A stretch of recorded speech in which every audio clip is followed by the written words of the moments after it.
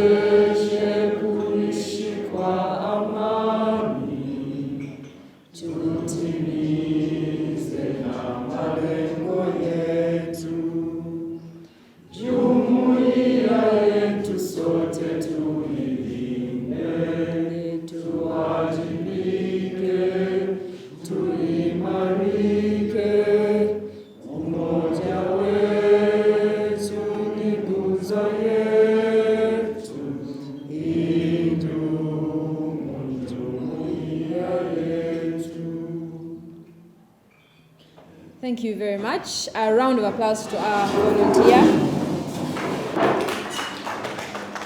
Thank you. So moving straight into the program, of course, we cannot move ahead without dedicating this session and the program of the day in the hands of the Almighty God, which leads me to the next activity on the program, which is prayer. So again, allow me have one of us in the audience lead us through prayer. Heavenly Father, we come to this moment. Thank you that you have gathered us here, majorly for us here. Father, we pray that your guidance be with us, so that whatever that we shall discuss shall always have your guidance, that your Holy Spirit will come and take control, and we shall see, and we shall come out with good resolutions in the name of the Father, the Son, and the Holy Spirit. Amen. Thank you so much, sir. Thank you for the prayers. So we are here at the third sitting of the Central Sub-Regional Youth Parliament. You are all in as much welcome as you are very honorable to be in this August house today, as will be shown later during the proceedings, the elections, and the like. It's a privilege and honor to be standing before you today as your MC, because I expect nothing but the very best from the youth, given that this is a youth agenda. Now, next on our program is we're going to be having remarks from the conveners. In this case, we're going to have a representative from the Rose Namayanja Foundation. Let us welcome our representative from the Rose Namayanja Foundation to give us remarks, as the representative from the Faraja Africa Foundation also prepares. Welcome with me, Mr. Lindo Musoke from Rose Namayanja Foundation. Thank you, Mistress of Ceremony, distinguished ladies and gentlemen in your different capacities. A very great good morning. My name has been ably introduced. My name is Dennis Lindo Musoke, and I represent the Rose Namayanja Foundation, which is the convener of this Central Youth Parliament this particular year. We need to give a round of applause to Rose Namayanja Foundation for having made it possible for us to be able to come to this particular occasion. My words will be very few, but maybe before I could be able to go on, I bring greetings from the Honorable Rose Namayanja, who is our leader and team leader, director of the Rose Namayanja Foundation, which is an organization as an NGO that was formed for the sole reason of bringing about a betterment of society in the different aspects of society. The organization runs a number of programs under the various thematic areas. And without taking you very far into any of them, I'll just mention that the Rose Namayanja Foundation is responsible for ensuring that the less privileged can access education. So we provide education bursaries to deserving students all over Uganda. We also have another area where we get involved into activities. We have another thematic area that talks about health. We provide services in the health format in many different ways. A case, for example, is that we have provided implements within the various health units for deserving mothers, and especially mothers that are not able to have all these requirements when they go to deliver their babies. We provide mama kits, we provide anything that kind of mother would want. In addition, in that area also, we have been behind the construction of one of the state-of-the-art health center in Masaka District. It's called the Bidabuja Health Center. So we do a lot of things I've mentioned in education, but also we do a lot of things in health. We have a lot of other activities that we also do in what we call the socio-economic transformation of still deserving societies and communities in our areas of jurisdiction. We are very concerned about the uplifting of the incomes of the different people. So we support a lot of programs, especially around the skilling of the youth, the skilling of the women, and of course the skilling of families and communities that are very deserving. In this, we have gone very far. For instance, we've had the girl child to be getting skilled in several ways. We can talk about tailoring, we can talk about making menstruation hygiene equipment, in learning different skills within the homesteads, in learning different skills within the entrepreneurial sphere. So the Rose Namayanja Foundation is a very pertinent supporter of those programs. And the last of the areas that the Rose Namayanja Foundation deals in is the question of leadership and governance. And if you may want to appreciate this point, we are here under this Central Youth Parliament as a result of the initiative of the Rose Namayanja Foundation trying to promote the theme of leadership and governance. Half of the people that are within here as honorables are soon going to be actually the actual honorables in the very Parliament of Uganda. We've had a number of them that have gone through this kind of training and this kind of exposure, and that kind of exposure becomes a stimuli that enables them to actually vie for political office within the national framework. Let me also put it very closer to you. The students or the youth parliament is a very great ground for you to hone and sharpen many of those skills that are going to help you in the actual elective politics in this country. So I am glad that many honorables are here, and I also am glad that there are so many aspiring honorables that I can see who came to observe what takes place. So this we do in the thematic area of leadership and governance. In the leadership and governance sphere, we have a mentoring program where we mentor, especially young women. We are also thinking that we are going to start also looking at the question of young men, because we know that without a man in the equation, no matter how much we empower the woman, it's very unlikely that the woman will go very far.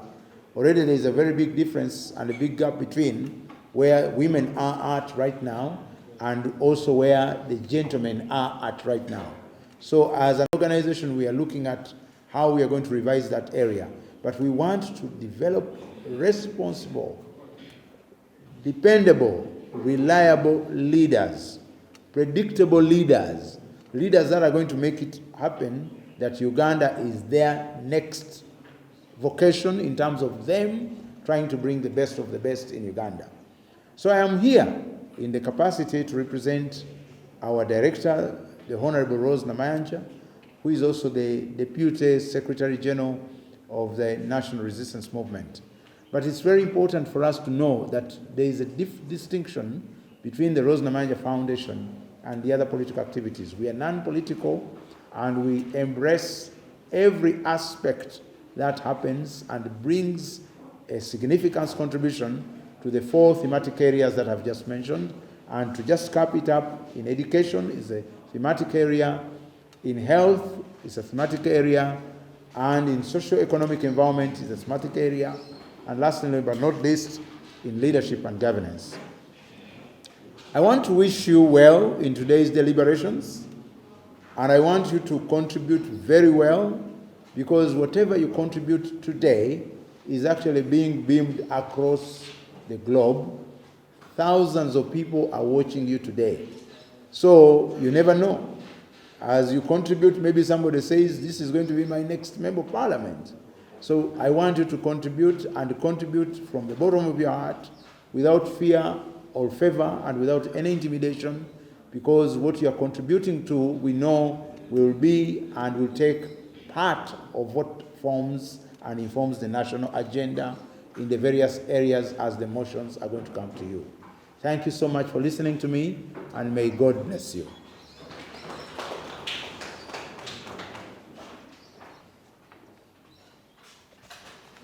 Good morning.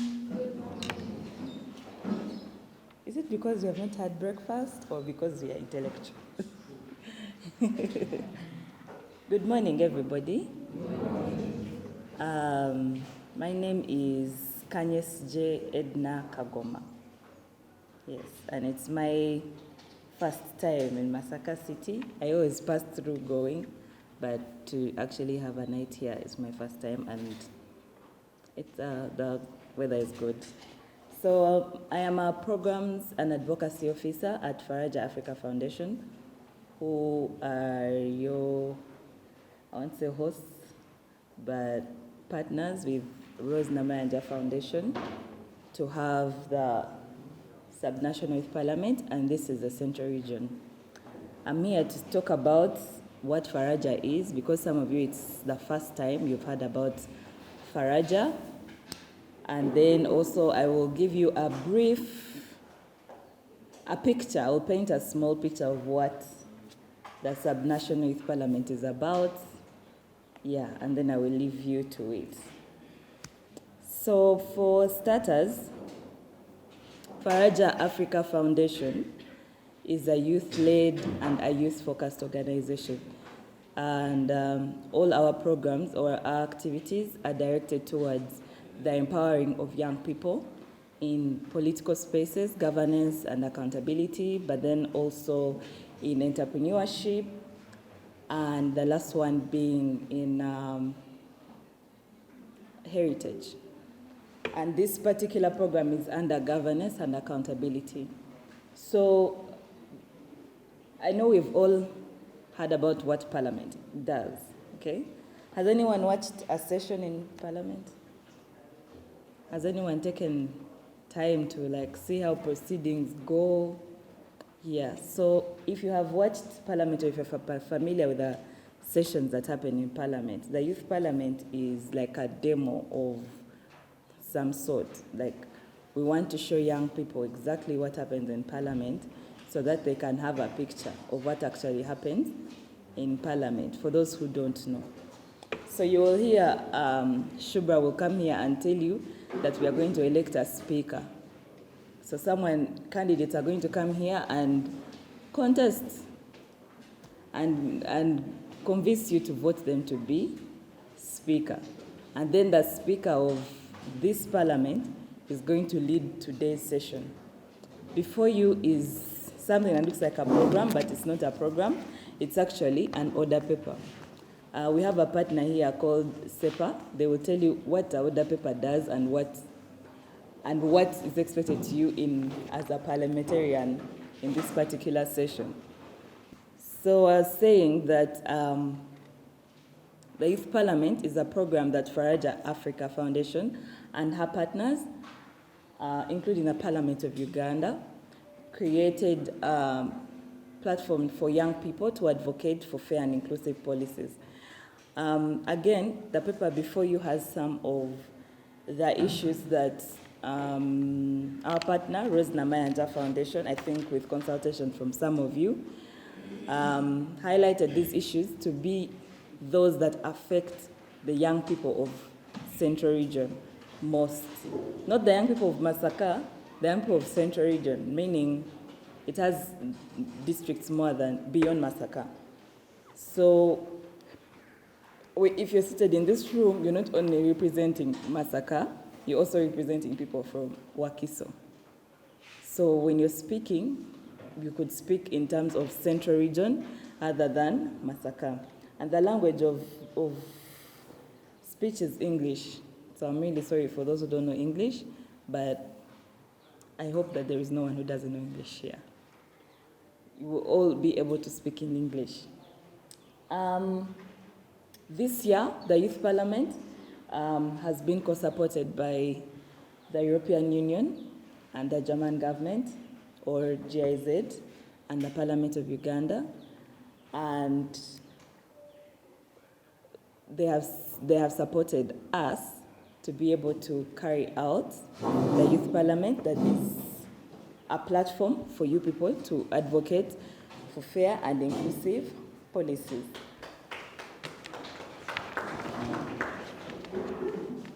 Okay, so that's in a nutshell what the Youth Parliament is about. And the project is called Creative Youth Inclusive Policy Engagement Legislation. I think that's not important for you, but yeah, just so if someone asks you what project you are on, maybe you would be able to tell them what it was. Another announcement is these lists are going to, something like this is going to reach you, and I would like that they reach you at the same time. So you can register on both. Make sure you appear on each list by the time you move out of this place. Okay? Yes, they're called attendance lists, and if you don't understand anything, please let me know. The section of organization, you can put, if you're a student, you can put your university name. If you are a working person, you can put your job. You know, if you are, I'm seeing some students, actual students, high school students, you can put your school. And contact, if you don't have a phone, you can skip it. And signature. There's nothing much. Yeah, so I would have told you about the proceedings for today, but our very able partner, Center for Policy Analysis, will be doing that for you. And this is the third sitting.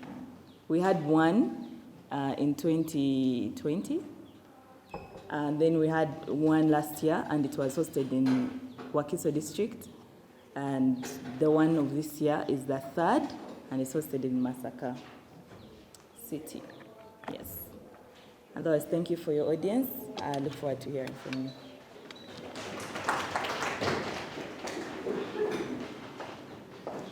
Thank you so much, Ms. Kanyesje. A big round of applause to our partners. Do you know what it means to have partners at an event like this? It means you're going to have water, you're going to have breakfast, you're going to have lunch. You will generally go through the day happy. So even as far as bringing us here, it was all about our partners. So we are really grateful to each one of the partners that Edna has made mention of. Yes, moving on very swiftly into our program.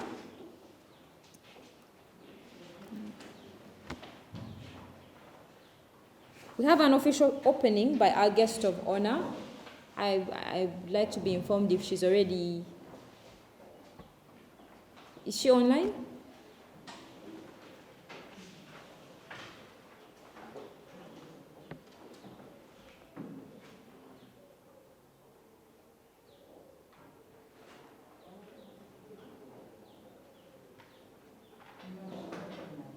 She's not online.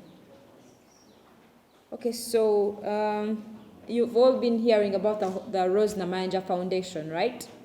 How many of us know Honorable Rose Namayanja? Amazing. So Honorable Rose Namayanja is our guest of honor who is supposed to help us with the official opening of this program.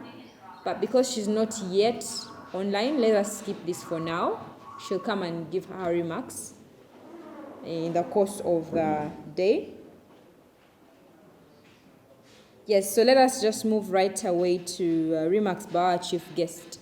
Our chief guest, let us all welcome with a lot of excitement, our chief guest, who is the representative of the RCC Masaka City.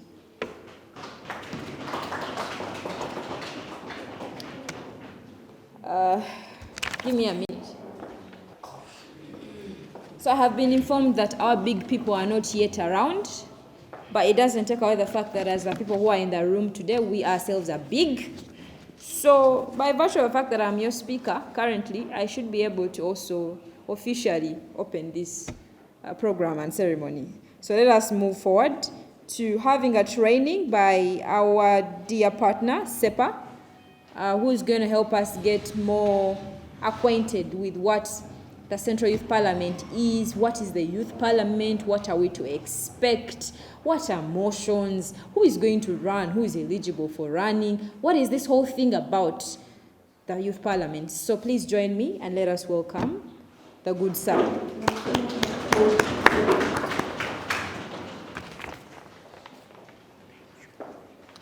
Thank you very much, Madam Honorable Shubra Kasozi.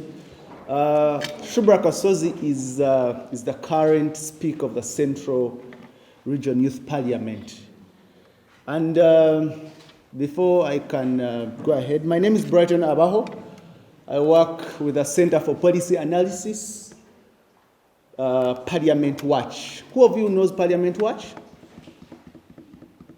Parliament Watch? Parliament Watch is a parliamentary monitoring organization whose role is to ensure that whatever happens in Parliament is communicated to the communities.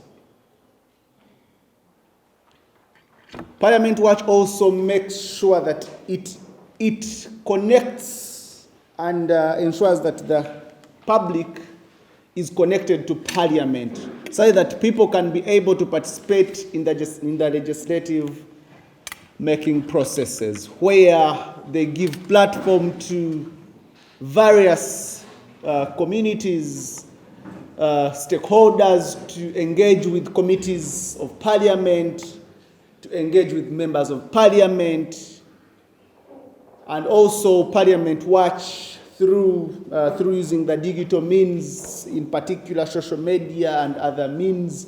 We are able to ensure that the public gets what is happening in Parliament. Every other time we have a parliamentary session and you check on the social media platforms of Parliament Watch, you'll find updates of whatever is happening, what Honorable so-and-so has said, what the Speaker has said, everything, if it is a motion, if it is a report, if it is anything that is being discussed. And also, through the website, all parliamentary information is available on the Parliament Watch website.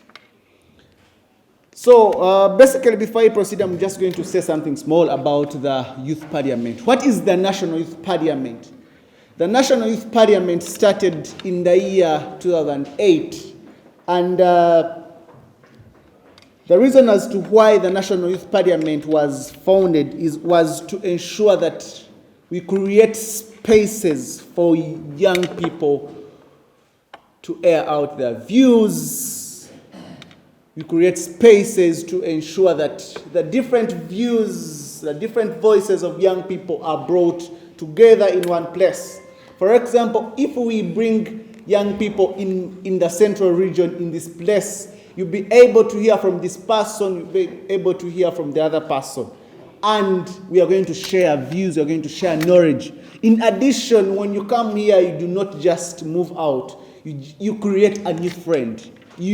For us to be able to broaden our networks, because the person you're actually meeting here is the person who is going to link you to an opportunity. So the idea was to expand spaces for young people where they can deliberate and share their ideas. And when you conduct these sessions of the Youth Parliament, which we actually do regional, we ensure that every views or the resolutions that are passed from these regional youth parliaments go straight to the Parliament of Uganda. These issues are actually communicated to the Speaker of the Parliament of Uganda. That is, after we have held the regionals, we go ahead to hold the National Youth Parliament that is always held at the Parliament chambers. How many of you have been to Parliament? So, through this, we give an opportunity for young people to go to Parliament, to sit in the chambers and deliberate and discuss things that affect the young people. I remember the last National Youth Parliament where we had the late Honorable Jacob Olanya. He was very clear that everything that is discussed in the National Youth Parliament shall never go in vain. But he promised that he will always make sure that whatever is discussed goes to the executive and to the different committees of Parliament. And there are a few successes that we have had while conducting the youth parliaments. Because, first of all, we've been able to engage our members of Parliament who are the youth members of Parliament. I know for the Central Region, I'm sure you know Honorable Kirabo Agnes, who represents the Central Region, and other, because they come together in a forum called the Uganda Parliamentary Youth Forum, Forum on Youth Affairs.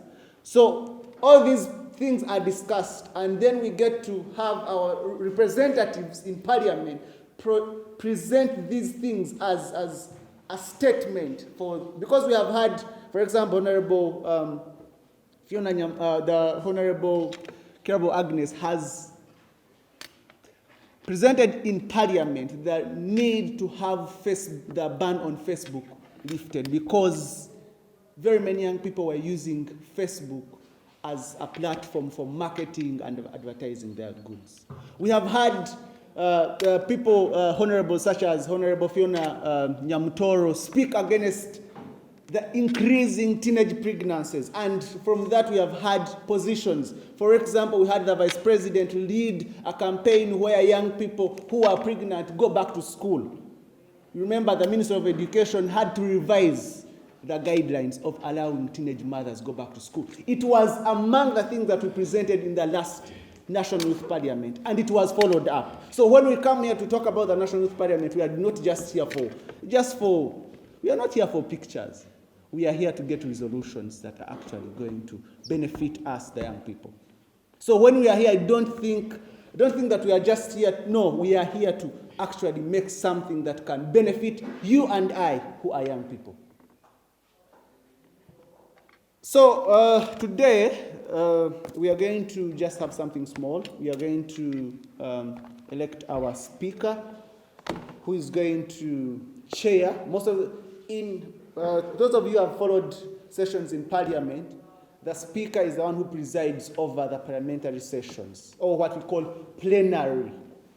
So we are going to have our speaker elected, and he or she is going to preside over, and we are going to deliberate on a few things. We are going to have our speaker sworn in. We are going to have, all those processes, but we are going to take them.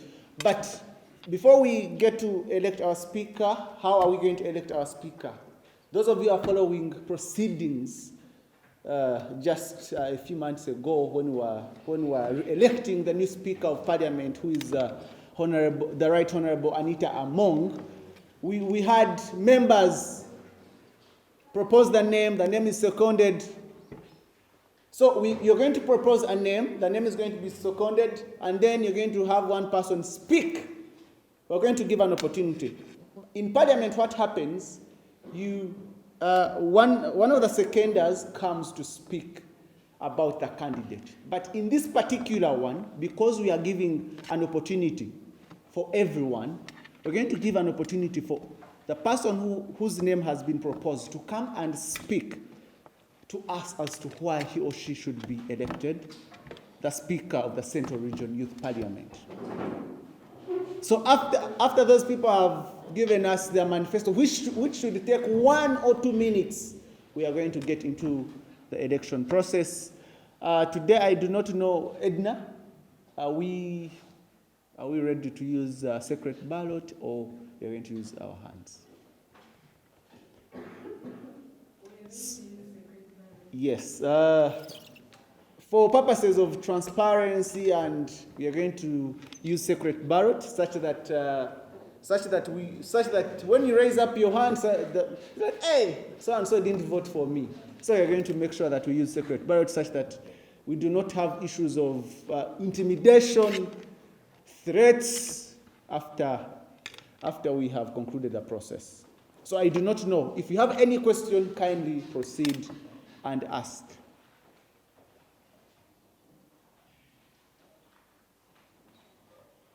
We don't want this process to be too lengthy. You're going to just have, yes? Your name and then... Thank you very much. My name is Rose Namayanja. The Honorable Council representing the Youth State Division of Uganda. Well, we are going to elect a speaker. I don't know whether the speaker is going to act just for the session. Then after the session, people should resolve to be a speaker for this parliament. Then next is, I'm not sure whether the delegates you have is the number that you want. When we talking about elections and others, we sometimes emphasize sensitizing. I'm sure the sensitization is not that much, but I appreciate the process. I don't know, maybe you'll give it a further explanation. Okay. Thank you very much. Like you have said, we work with different partners. And the partners that we work with regional partners whose role is to ensure that they select the various delegates to come for these particular sessions. For us who come here, we choose to believe that our partner, the Rose Namayanja Foundation, has actually selected the number of, the delegates as per, in terms of representation, but if, because when we come here, we are not, it is not going to be a political position per se. It is not a political position. But when one is a regional youth Parliament Speaker, there are opportunities that come with such a position, because one is able to get the different trainings from the partners that you're seeing here, the different engagements, where we come together to discuss the issues of the youth.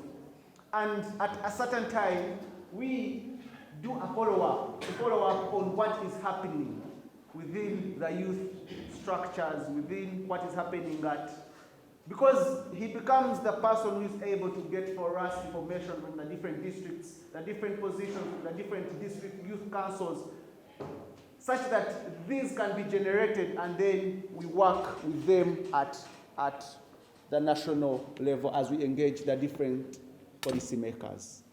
Have I answered the question? Thank you very much. You answered the first one. Well, this position is permanent, members. So as we're going to vote the speaker, it's not a session. This speaker is a person who's going to be recognized even by the national Youth Parliament, yes. So you have to get to sensitize what you're going to vote. It's not a matter of voting and then you leave the person. So that sensitization has been done. Members have voted. The other one was about, are you satisfied with the number of people that you have upon your partners? Yes, thank you very much. We are satisfied with the number because we trust the capacity of our partners to mobilize delegates to come for these regional youth parliaments. Thank you.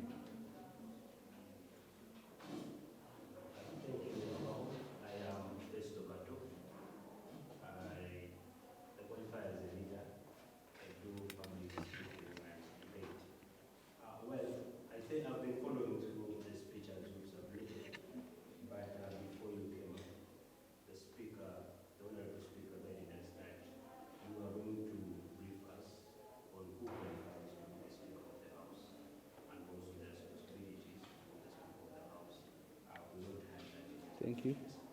Thank you. Thank you very much. After we have elected a speaker, that's when I'm going to go through the roles of the speaker. Yes. May I now propose Honorable Zana. No, let's first handle questions. You have a question?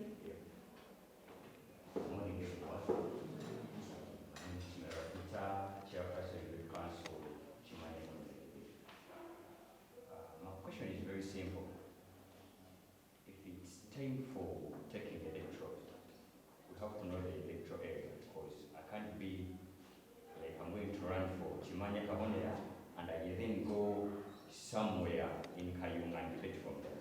Okay. I want to know the range so that I can run for post. Okay. Thank you very much. In these particular sessions, we do not actually elect our speakers based on constituency. We believe everyone is a youth representative.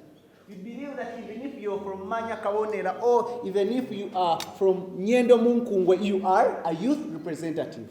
We believe that even if you're from Ruengo, you can represent the young people in the central region. You can represent the issues of the young people in the central region. So we do not look at political party, no, because this is a completely non-partisan engagement that does not have any connotation to any political party or any constituency. Thank you, but it's not direct where I was heading.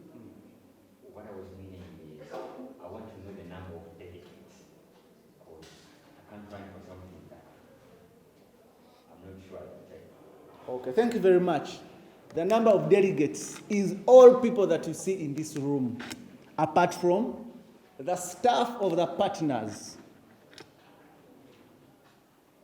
Are we clear on that? Apart from the staff of partners, all people are delegates. Thank you. Any other question? I think we can proceed.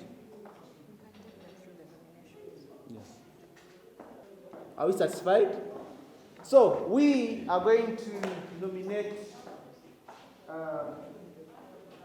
You're going to raise up your hand. All you do is you nominate so and so. First of all, when you stand up, you're going to, my name is so and so. You can also tell us where you come from. And then I nominate so and so for the position of. Then such a person that you have nominated must be seconded. you're going to have another person to second that person who has been nominated by. And when we're in the House, we address everyone as honorable. We do not clap, we stamp our feet. We address the speaker as Right Honorable Speaker. We do not address honorable members as colleagues, as comrades. And we have to make sure that we maintain the utmost decorum of this place. And we also have to make sure that we respect the speaker once we have elected the speaker, because the role of the speaker is to preside over the House. They are in control. If the speaker has not chosen you to speak, you are not allowed to do so. When we reach the time of motions, someone is going to come here and is going to present the motion. After they are just going to read the motion, then the motion will be seconded, and then they will come and give a justification as to why this motion must go ahead and be debated in the House. Are we clear on that? Let's proceed, and we nominate our... Good morning, Honorables. My name is from University, the former academic minister. I second Honorable Namayanja Zahara as Speaker of this House today. Thank you very much. I would like you to to make it more clear. You nominate. After you have nominated, someone will second that particular person. You nominate? My name is Jamil Ndende, and I'm coming from Kalanga. I stand to nominate Honorable Namayanja Zahara as the next Speaker of the Central Region. Secondment? Secondment?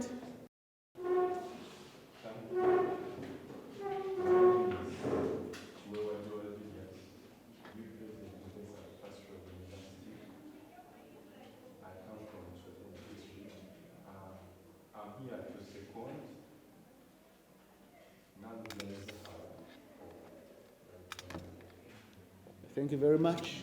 Another nomination? Good morning to us all. I am John Kennedy Sechanzi from Mokiso. I nominate Kato Festo as the Speaker of this Parliament.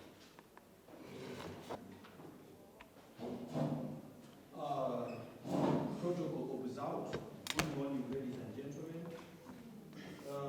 I'm Jeba Livingstone from Masaka City. I second Festo Kato to be the Speaker of the Youth Parliament. Thank you very much. Any other nomination? Oh, thank you very much. Ballot papers are moving around. We have received the nomination of two candidates, and the two have been seconded. Honorable Namayanja Zahara and Honorable Kato Festo. We are going to give an opportunity for these people to speak to us as to why they would like to be our Speaker for the Central Region Youth Parliament. We're going to start with Honorable Namayanja Zahara. Kindly take the floor. Thank you. My name is like you told us that we are following the legal procedure. I thought in the same line that the person who was nominated will come and speak about the candidate. Yes, thank you very much. Thank you very much. Parliament is governed by what we call rules of procedure of Parliament. And sometimes, when a certain rule is not to be used, a member is going to always come out and ask the Speaker to suspend a certain rule. So that's why I was particular that in this session, because probably we might not understand these people, because we probably not had an interaction, because I will tell you for a fact, when a member of parliament is, or when someone is vying for a position of speaker in the House, during campaigns, I do not know whether we have had campaigns, I do not know whether we have sold our manifestos to anyone. So we use this opportunity for someone to speak for themselves because they know what they are going, they know why they would like this position. They know who they are in as far as leadership is concerned. That's why we give them the opportunity. So if we are using rules, we have suspended the rule of the person seconding to come and speak about the person who has been nominated. But we are going to take this opportunity to welcome Honorable Narubyai Zahara to speak. Thank you. Good morning, everyone. Honorable members, by name is Narubyai Zahara Talida. I'm currently the woman councillor representing Chimanya electoral area at the Masaka City Council. I've served in several youth structures. I served as a chairperson in the Uganda youth structure, Baganda Nkoba Zambogo. I was a representative of the Buddu County at the Uganda Youth Council. And I served as a youth councillor at Masaka Municipal Council. With that brief background, I'm asking and seeking for the job of speakership at this Central Region Parliament, Youth Parliament, because I know that the youth have a gap to fill, and that gap should be filled with hope, and with someone who has served with the youth and who knows the youth. I'm here to bridge the gap. I have a profound belief in teamwork, regardless of each one's background, religion, and education background, whatever. Would you please vote for me as your speaker?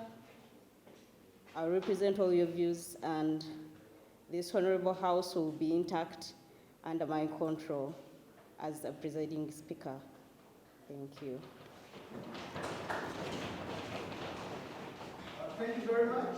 Can we now have Honorable Kato take the floor?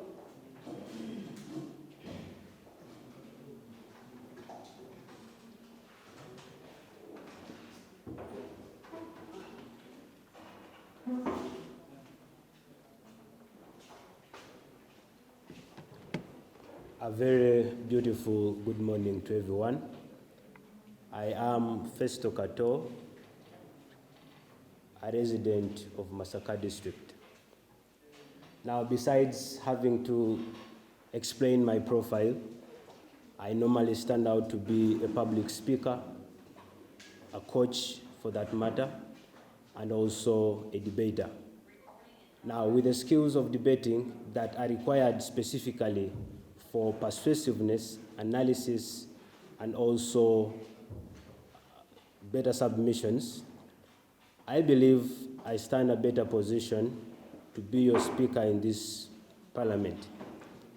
Now, given the responsibility that I would still be in position to represent you all at the National Youth Parliament, I believe it is important that I should be able to subjectively and persuasively and analytically submit the views that affect the youths of the Central Region at the Youth Parliament, and also be able to pursue them to see that they are actually achieved.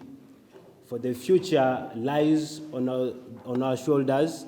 It is important that we be able to understand the processes, the people to reach out to when we need what to achieve, and also be able to remain consistently verbal, consistently active, and also follow up on the processes that the Youth Parliament may need to take in conjunction with the partners that convene this event today, as well as the Parliament of Uganda. Now, with the networks I have with the National Youth Council, Faraja Foundation, Open Space Youth Center, Debate Institute Africa, as well as Box South Africa, I believe at length I would be more flexible than my able honorable here, who is actually holding an office of her own already, I find myself more flexible to be able to move around and be able to submit the challenges the members of the Central Uganda Youth Parliament and also Central Uganda Youth Fraternity face. I believe I'll be able to serve you honorably and honestly with all integrity and diligence. Thank you so much, members of the House.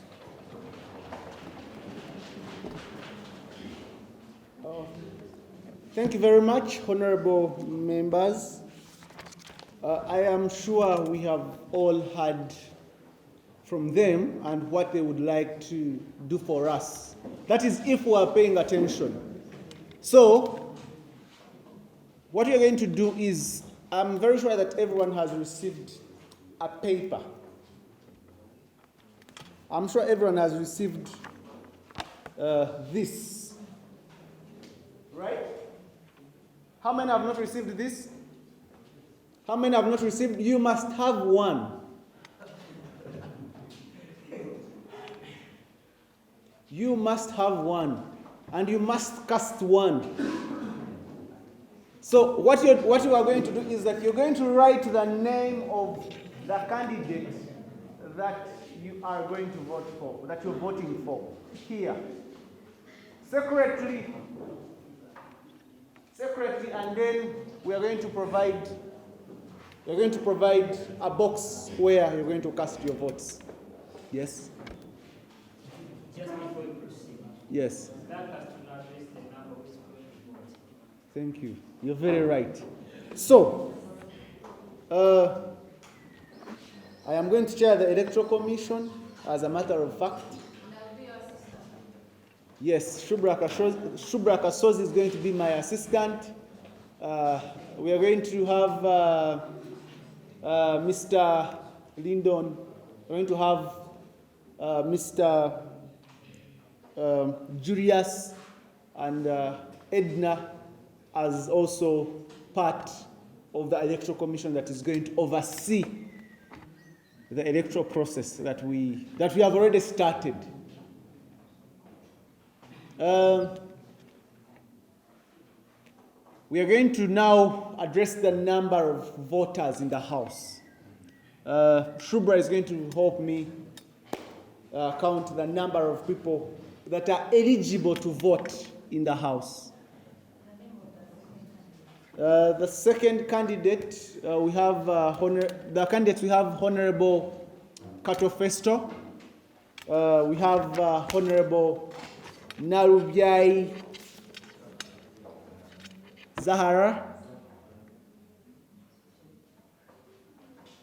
We have the two candidates. Okay, if you're not eligible to vote, just put up your hand kindly. So just from a place of knowledge.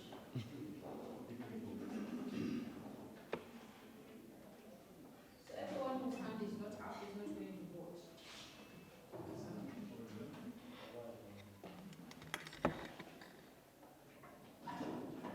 I take it that everyone whose hand is down is a part of the Electoral Commission and is not able to vote. Right? Okay, so what we're going to do is we're going to start from here. You say 1, 2, keep going, yeah? 1, 2, 4, 5, 6, 7, 8, 9, 13, 14, okay. 16, 18, 20.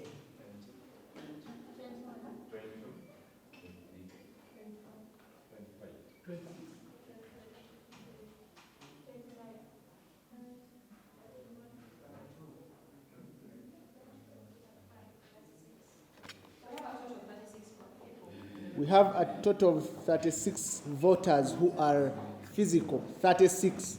Do you have voters who are ready, who are going to vote virtually? Can I get a confirmation from?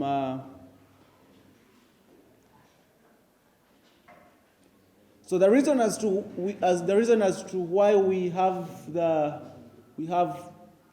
voters voting virtually is because not all of us have been able to come to this place. Some of them are actually attending virtually. And because of that, they are given an opportunity to participate in the process, in the electoral process of how we get to have our honorable speaker. Edna, do we have, how many are they? 19. We have 19, we have a total of 19 people who are going to vote virtually. And what happens? We run a poll on the virtual platform. We run a poll of the two names. That's why she was asking for the clear names of the two candidates. We run a poll where the people who are attending virtually are able to vote. They just click on the name of the person that we mean those who are attending virtually. But for us who are attending physically, our role is to make sure that we write the name of the person that we are voting for. Here we go.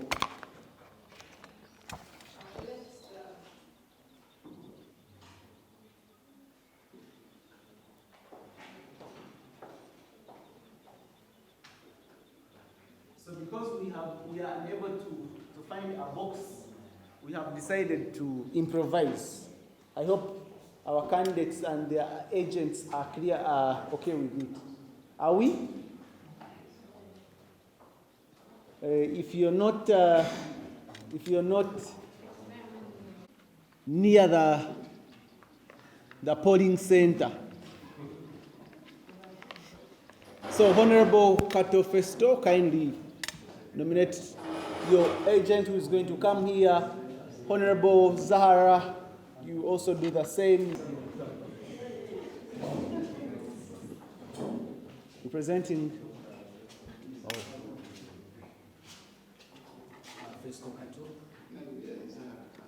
Okay.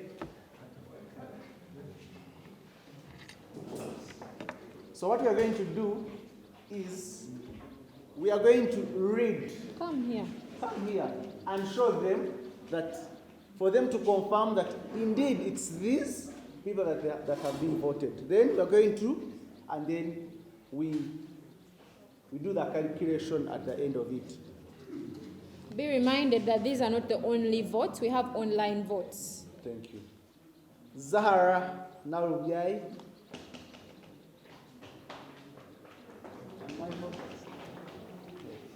Zahara.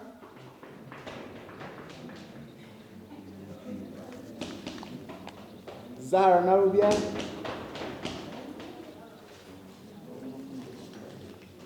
Honorable Kato Festo.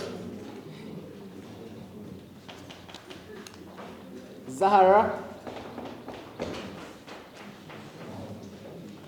Zahara. Festo. Zahara. Zahara. Zahara.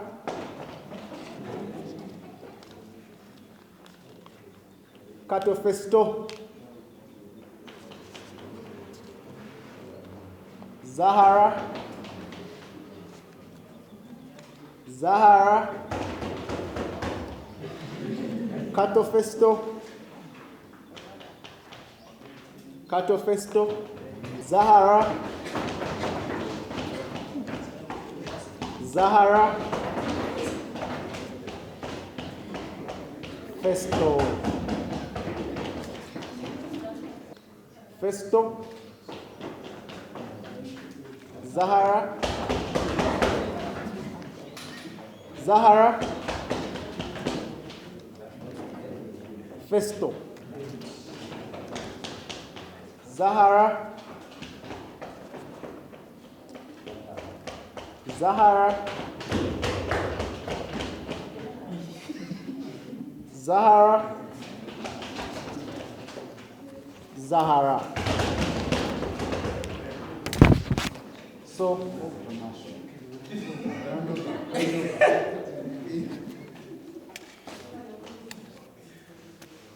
They are now out of the hands of the agents. We are going to do as the polling, as the electoral commission, we are going to do the counting. These are cut-off stores. So 1, 2, 3, 4, 5, 6, 7, 8.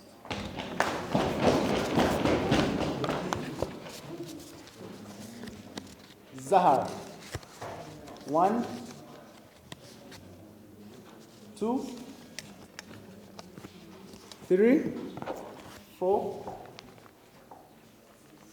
5, 6, 7, 8, 9, 10, 11, 12, 13, 14, 15, 16, 17, 18, 19, 20, 21, 22, 23, 24, 25, 26, 27, 28.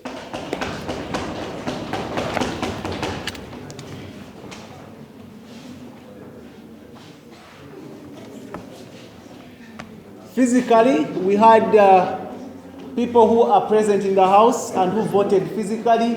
We had a total of 36 eligible voters in the House.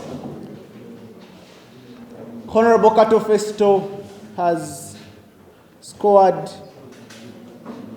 8 votes physically. Honorable Zahara has scored 28 votes physically. Now I would like to hear from our online electoral platform. From online, it has been made clear that Kato got 6 votes, Zahara got 7 votes. In total, Kato has scored 14 votes, and in total, Zahara has scored 35 votes. Allow me to take this opportunity to declare Honorable Zahara Narubiai as the newly elected Speaker of the Central Region Youth Parliament.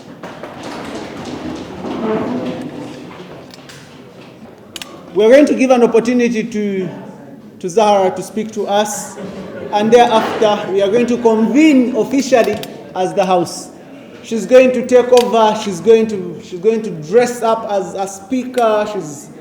And then we're going to take this opportunity because Honorable Kato Festo was very much desirous to be our leader. He's going to be our Sergeant at Arms. As you know, the roles of a Sergeant at Arms in the House, I do not know whether he accepts the position, but I believe as a person who was very desirous of being our leader of the House, he's going to be able to take the position of Sergeant at Arms. The role of the Sergeant at Arms is to ensure that there is order in the House. At the national chambers or in the council meetings, the role of the Sergeant at Arms, their role most of the times is to ensure that the mess is this thing that they carry, is when a parliamentary session is ongoing and that mess is captured, that session is null and void at the time. The moment the mess is captured, so the role of the Sergeant at Arms is to ensure that there is order in the House. If the speaker has ruled someone out of order and probably this person has been asked to step aside or has been suspended, it's the role of the Sergeant at Arms to come, and if a member refuses, the Sergeant at Arms has the liberty to actually carry you and throw you out of the house. So, Honorable Zahra, come and say something. Thank you very much. Once again, my name is Naluvia Zahara Talida. I'm taking this honor to thank you all for trusting me with the job. I'm here and I want you to know that I'm here for a common cause.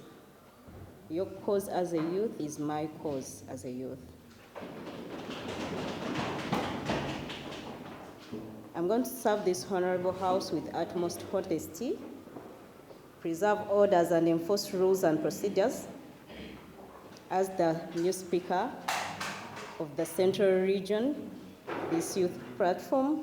To you, the youthful parliamentarians, I'll need your ideas, energy, and passion.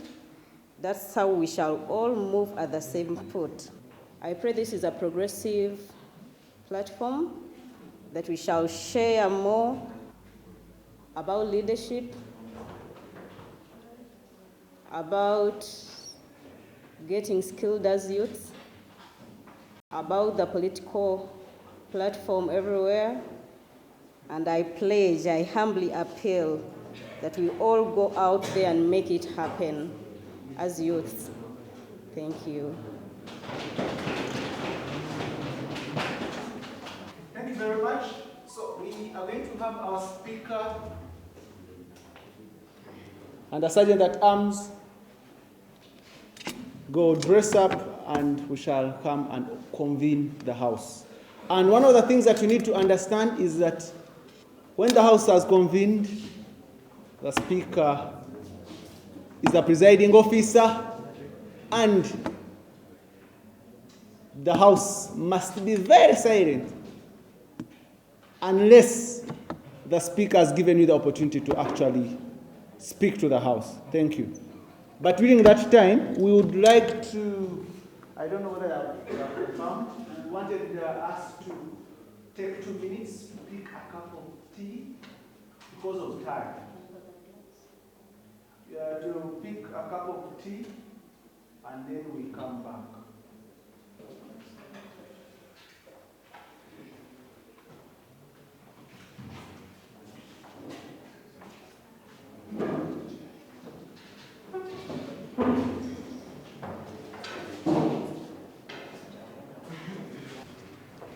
I welcome you all to the third sitting of the Central Region Youth Parliament.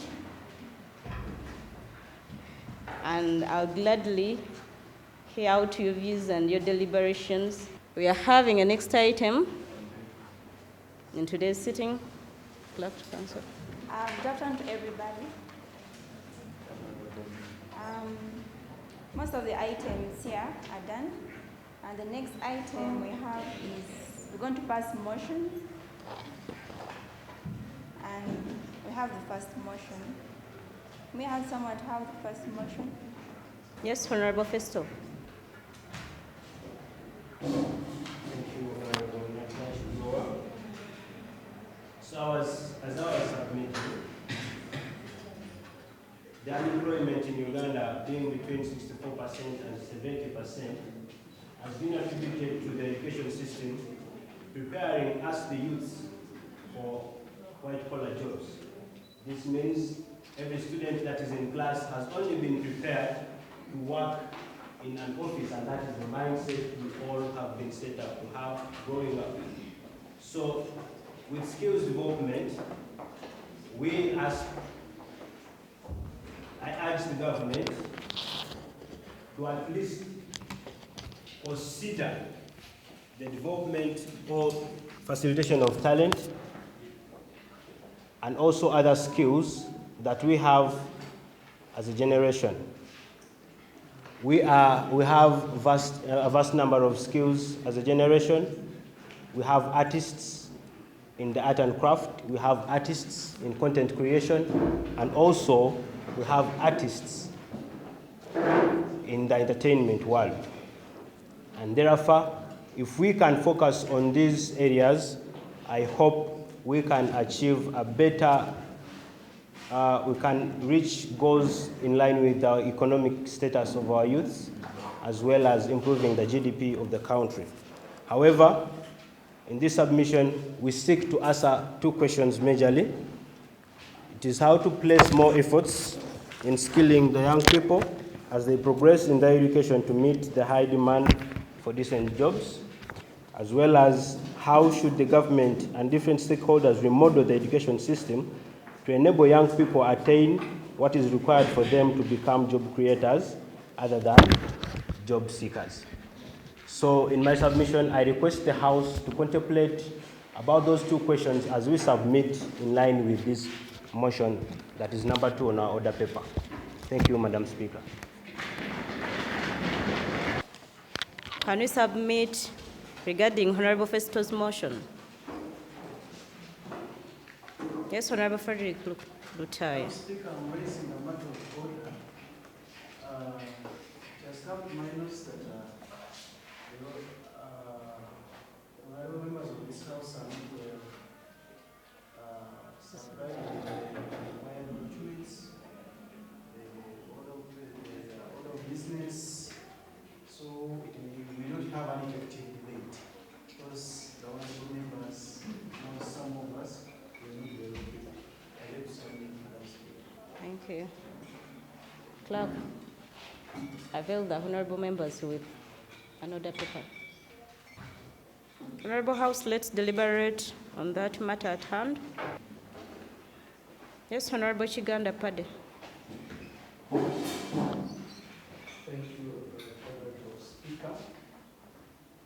In support of Honorable Festo's motion, I think personally that attention of government must be drawn to the fact that there is urgent need to heavily finance other sectors upon which the economy of the country depends. For instance, agriculture. Like Honorable Festus has said, the education system in our country has trained young people to be job seekers. Every graduate who comes out of the university or any tertiary institution can spend the first 3 or 4 months of that time writing application letters, moving to offices, looking for jobs. Some friend of mine told me that the search for jobs has itself become a job. And even when one is employed, the population must be sensitized to know that there is no country anywhere whose economic backbone is an office job. Countries world over, especially here in Africa, Uganda, ours in particular, are dependent on agriculture. We need to look at the national budget. How much money is allocated to agriculture? Does it really support every Ugandan who has access to land to carry out agriculture? From subsistence to begin thinking in a business sense, after allocation of that money to the agriculture sector, does it serve the intended purpose? Does government even make a follow-up to find out whether farmers have access to farm inputs? Do we take an opportunity to scan through the taxes that are levied from the agricultural inputs that we need to use? Right, Honorable Speaker, in conclusion, I want to suggest that as a youth parliament, our resolve should be to seek attention of government, to reduce taxes on agricultural inputs, including fertilizers and the rest. To answer the land question, because I know it will even facilitate easy access to land where the agriculture we are talking about can be carried out. Increase the money allocated to the agriculture sector in the national budget. Closely following, we are all aware that some sectors like security, however relevant and pertinent they could be, need not to take much more money than the agriculture sector. Actually, if the agriculture sector is well funded, it can even create more money that can in return be used to support the economy and other government business, including security. I submit, Right Honorable Speaker.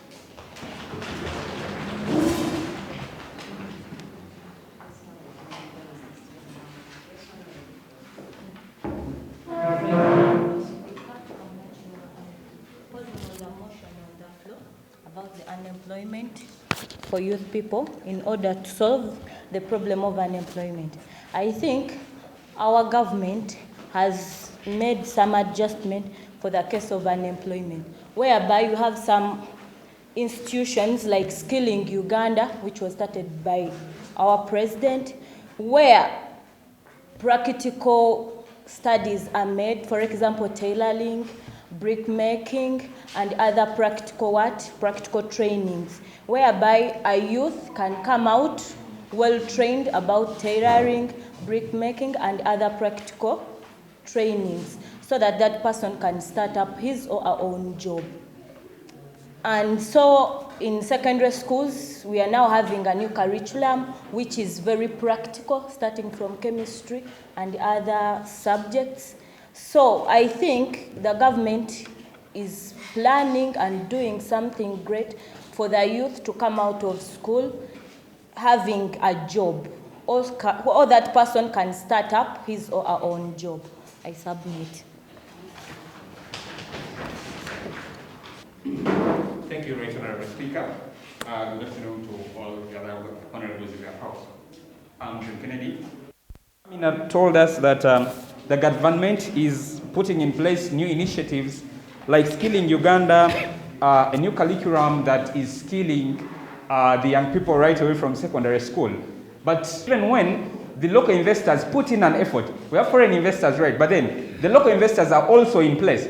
Even young people like us, when I start a business and I employ him, we run our business as a whole, we shall see the levels of unemployment reducing in Uganda. When you look at the aspects of industrialization, Honorable Paddy talked about agriculture. Industrialization today is dominated by foreign investors. What are the foreign investors doing to our natives today? We are seeing people working in these industries being paid as low as 5,000 a day, which cannot even sustain your transport from your place to your workplace. So I believe the government should look into putting a minimum wage to see that even these people who are claimed to be employed, because Honorable Festo told us about 64 to 70% are not unemployed, it implies there's a certain percentage of the employed. But even in the employed, we are seeing people who are disguisedly unemployed. They are employed, but literally they are unemployed, because if you cannot sustain your life when you're employed due to these poor pays and poor incentives, we ought to rectify this. Thank you, Honorable Speaker. Thank you, Honorable. This Honorable House never mentioned your name. I'm John Kennedy Sechanzi.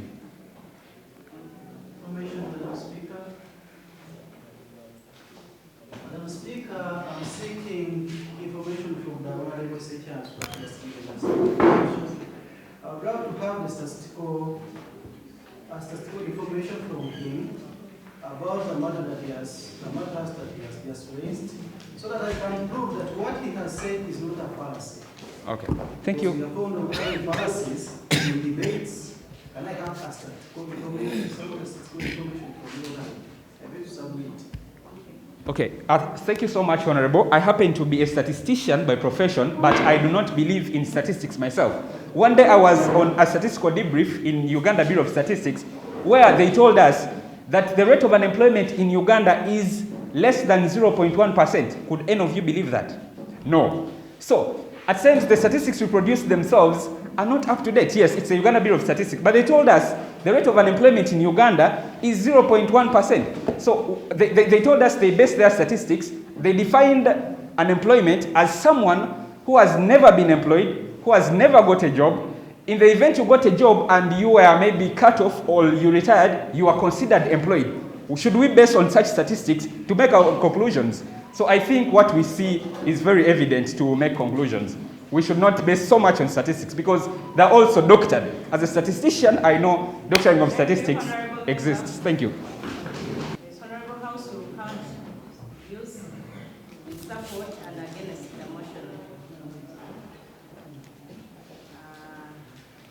By raise of hands, can I see those who are in support of the motion and those who are not? Stop.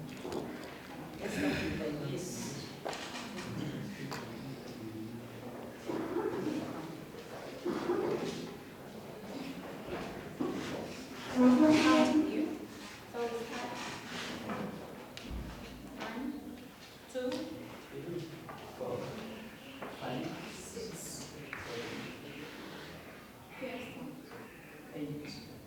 Ten. 11. 12. 13.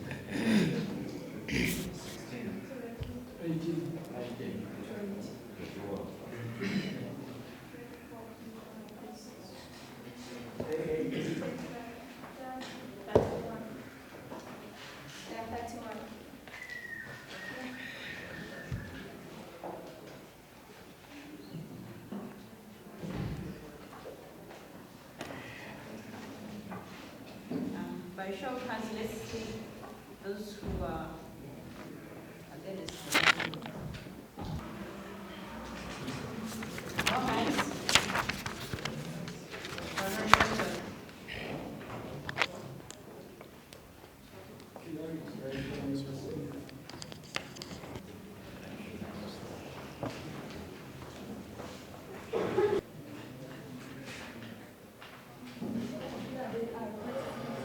They are participating. So have they voted yet? Sorry? Voting for the motion? Yes. Okay. Honorable Pade, which has been addressed. I don't feel satisfied with the speak about this. Because they are part of this house. Yes.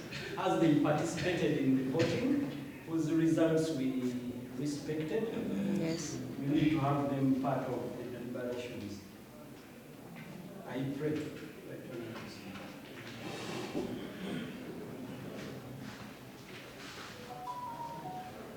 Right, Honorable Chiganda, I've been told that they are part of this congregation, so, but they didn't participate in voting, and it's all right.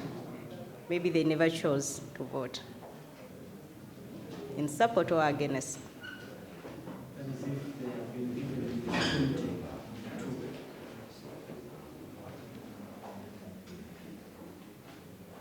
They're having issues here. Okay.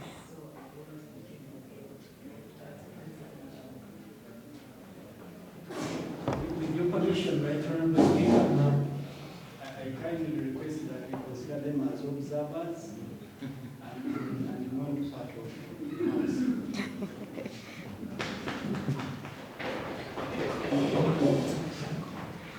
For a time being, let's move with the notion. But in the future, we shall be indulging people online so that they participate. By show of hands, those who supported the motion were 31, and there were no hands against the motion. Should I take it that you honorable members anonymously agreed to support the motion? Thank you. We're having a next item. The next item on the agenda, we're going to move to another motion. Another motion. Honorable members? Yes. Name? I'm by names of Nachiriowa Amina. a year 2 student from Tesawanere University pursuing a bachelor's degree in arts with education. I'm from Wakiso District, the former academic minister, Tesawanere University main campus. I'm here to move a motion for the resolution of Parliament to address effect on high commodity prices on youth. Commodity prices countrywide has been rising at a fast rate since January, forcing the majority Ugandans to adjust their budgets, devastating the impact of COVID-19. As we well know, since COVID-19, things have been changing in our dear country, Uganda. During the budget reading, the Minister of Finance noted that the government will not engage in measures such as price control that would lead to long-term and painful distortions in the economy. Honorable members, I would love to see someone seconding the motion. The motion gives us highlights about the motion. Yes, Honorable Chimera.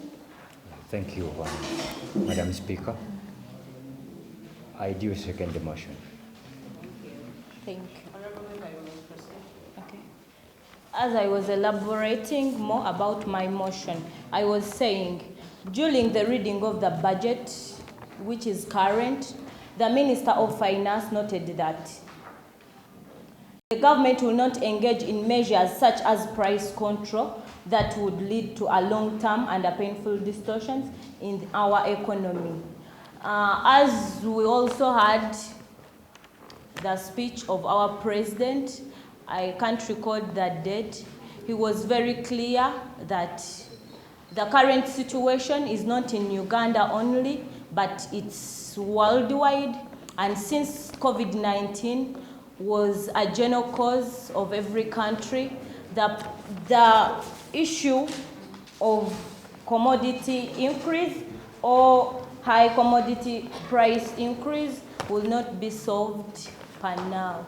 So, honorable members in the House, we can debate on this motion. Thank you. Thank you, Honorable Amina. Honorable House, the motion is before you for deliberations.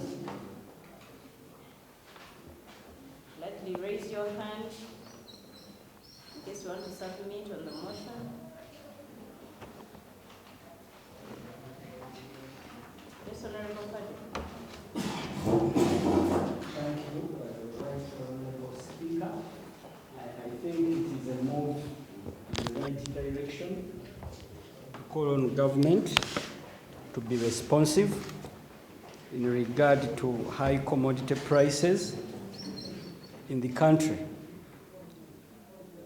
Right Honorable Speaker, the rise in high commodity prices is a global phenomenon. We all believe it is not only affecting Uganda, it cuts across world over. But the difference now is in the way governments have come up to address this issue.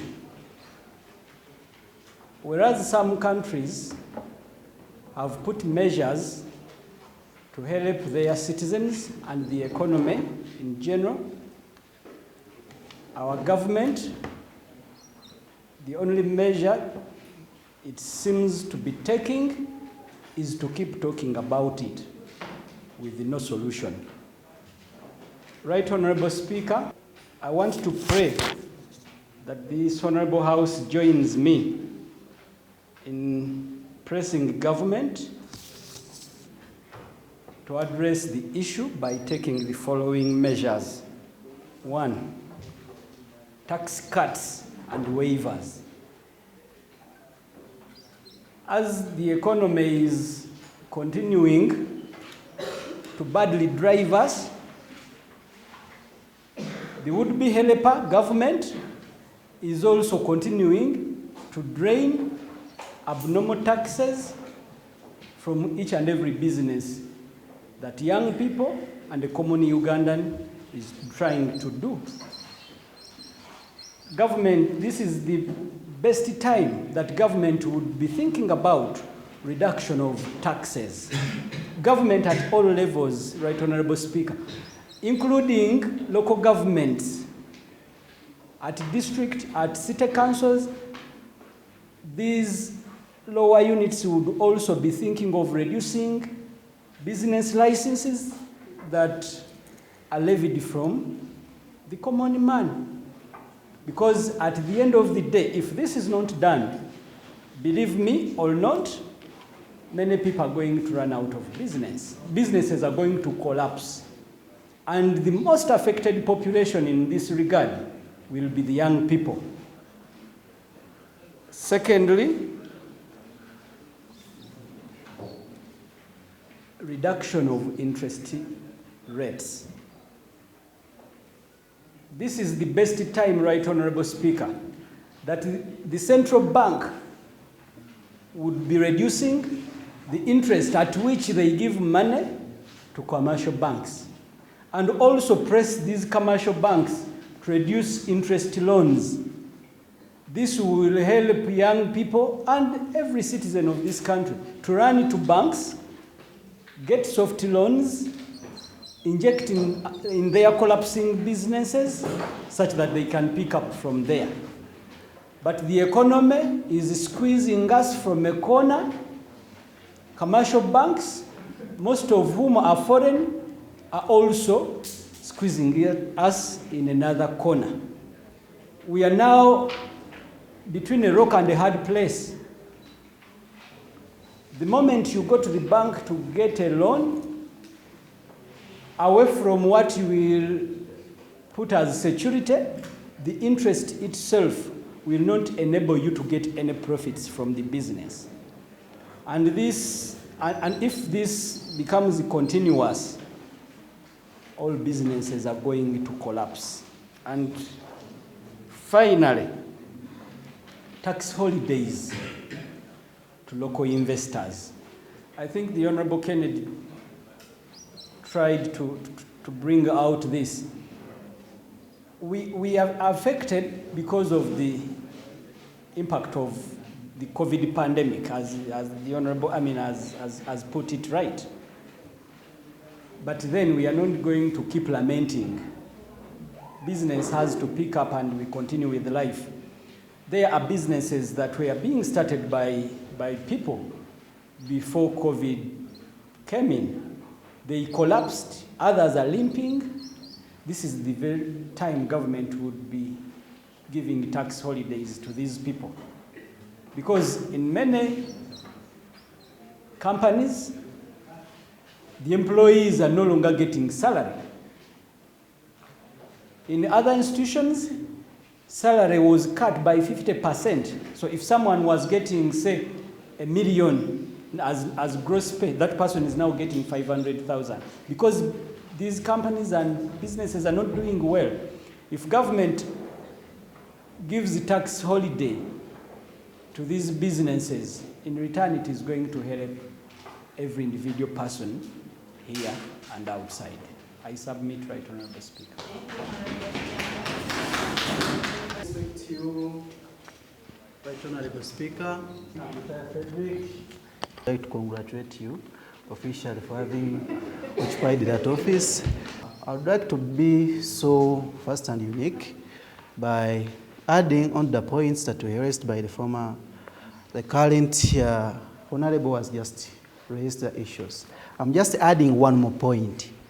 And that point is the government is supposed to deduct on its expenses. Members, we are facing price fluctuations. We are facing a matter regarding finances, but our government has become so extravagant. We cannot sustain the government at this time. It is only through them accepting to reduce on their way, on the way they spend the money that they collect from us.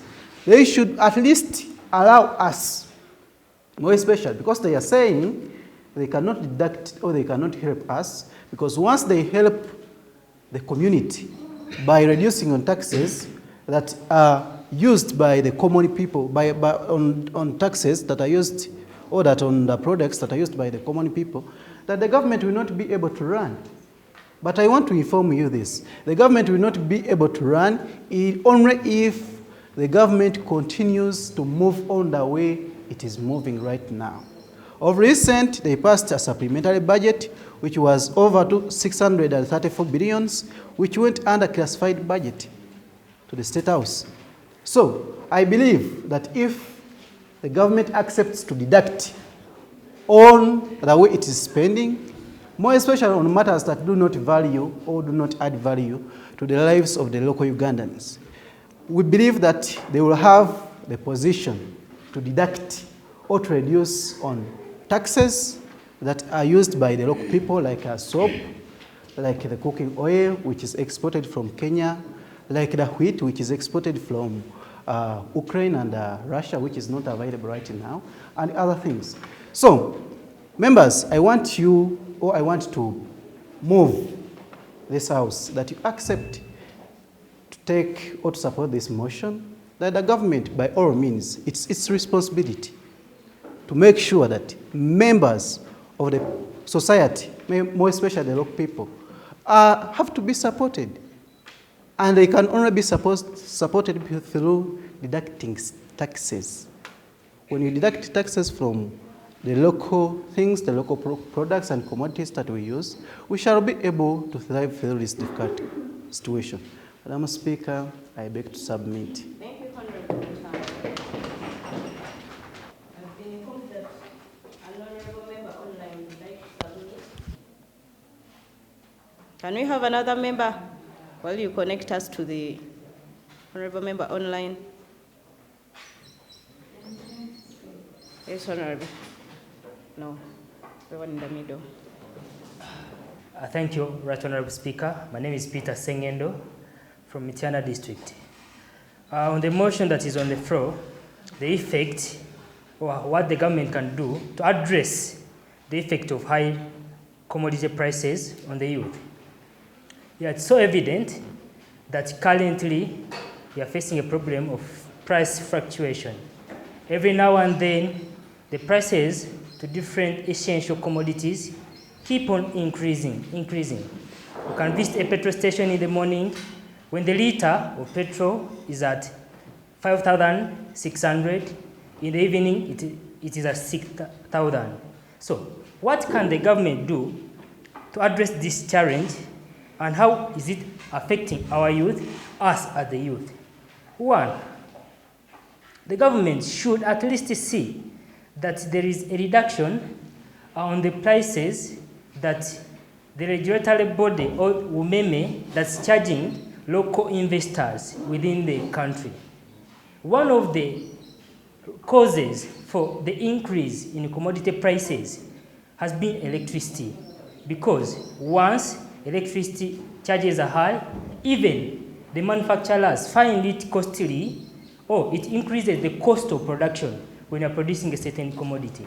So if the government can liaise and sit with UMEME to see that at least fares that are charged on electricity are reduced, or it can even pay electricity charges to local investors and manufacturers instead of wasting a lot of taxpayers' money on other issues. It can at least spare some money to support other local manufacturers by paying for those companies or manufacturers their electricity bills, so that at least they can as well reduce on the prices they charge. Because at the end of it all, the final consumer is the one facing the burden.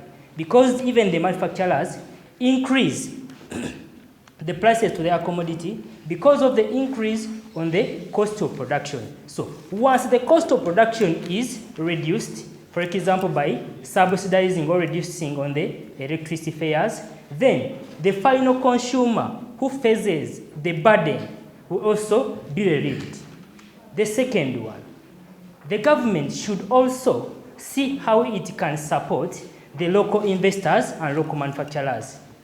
How is this bringing the increase in prices of commodities? One, we are seeing that as the president recently told us that the increase in prices of commodities it is being caused by one factor being the Russia-Crimean War, which it says due to the Russian-Crimean War, there is an increase in the exportation of some raw materials. So, being that much of our raw materials that we use here in Uganda are being exported, and some of them from Russia or Crimea, for example, wheat. Recently, I went to a retail shop and bought a loaf of bread, a bread that was at 2,500, I bought it at 3,000. So that was an increase of almost 500 shillings. So it was that because of the increase on the wheat, and then the wheat that is being supplied to Uganda being reduced due to the Russia-Crimean War. So if the government can support local investors to at least produce some of the raw materials that the country imports from outside, then there will be reduction in the prices that are being charged, because once the cost of production, more so with the importation of raw materials that we use here in Uganda, in the manufacturing of the essential commodities that we use, is at least reduced. Then therefore, we empower our local investors or local manufacturers to at least have a subsidized price of where they are reducing the cost of production, because as if you remember, once there is an increase in the cost of production, as the final consumer faces it all. So once there is reduction on what the investors or manufacturers put in as their cost of production, then there will be a reduction in the cost of the commodities that we buy, that is greatly affecting us as the youth of the nation. A big From someone who is online, honorable member. Yes, honorable member online. Hello, can I be heard? Hello, Madam Honorable Speaker, member. can I be heard? Yes, honorable. Okay, thank you, Madam Speaker. Thank you, Madam Speaker, for this opportunity. My name is Rubega Vincent Samba, representing the youth from Uganda. Madam Speaker, I would like to bring to your attention that I'm alive to the fact that the escalating commodity prices is a global crisis. But in the same vein, I'm not oblivious of the fact that we are observing other countries undertaking initiatives to exonerate their citizens from this crisis. Case in point, our immediate neighbors in the east, that is Kenya, her president, His Excellency Uhuru Kenyatta, announced a 12% increase in the minimum wage. Recently approved the budget of the financial year 2022-23 portrays an exorbitant allocation of almost 1 trillion, that is 971 billion Uganda shillings, to the State House and Office of the President, on top of the classified expenditures whose allocation takes a large share of the national budget. We can't have a government, a minister of finance by mistake. We are in total mess. We should wake up as Ugandans. Why would MPs put their salaries amidst this crisis? I would like to hear an explanation from the member of Parliament. This brings me into the association that it is until then we develop a central nervous system that enables us to feel each other pain. That's when we shall be able to see the Uganda that we all incline, the Uganda that we all desire.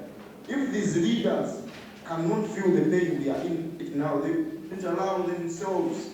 If they were feeling the pain, they wouldn't allow themselves to indulge in this bloody robbery, stealing from our future. They would have resisted from the approving of these unreasonable allocations in the budget. This inflation is a prodrome known to the disease.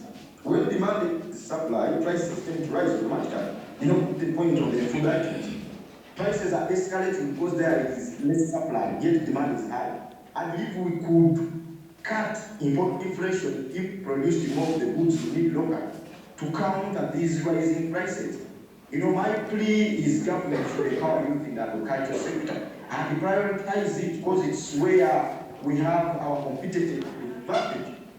Printed an appended signature on the 2003 Maputo Declaration on security, that increasing the annual national budget allocations for agriculture to at least 10%. Yes, Honorable Nsamba. At least 6% annual. But Honorable Nsamba, we lost you. Honorable? Okay. Thank you so much. That was Honorable Nsamba. You heard from him. Yes, Honorable. Thank you, Right Honorable Speaker.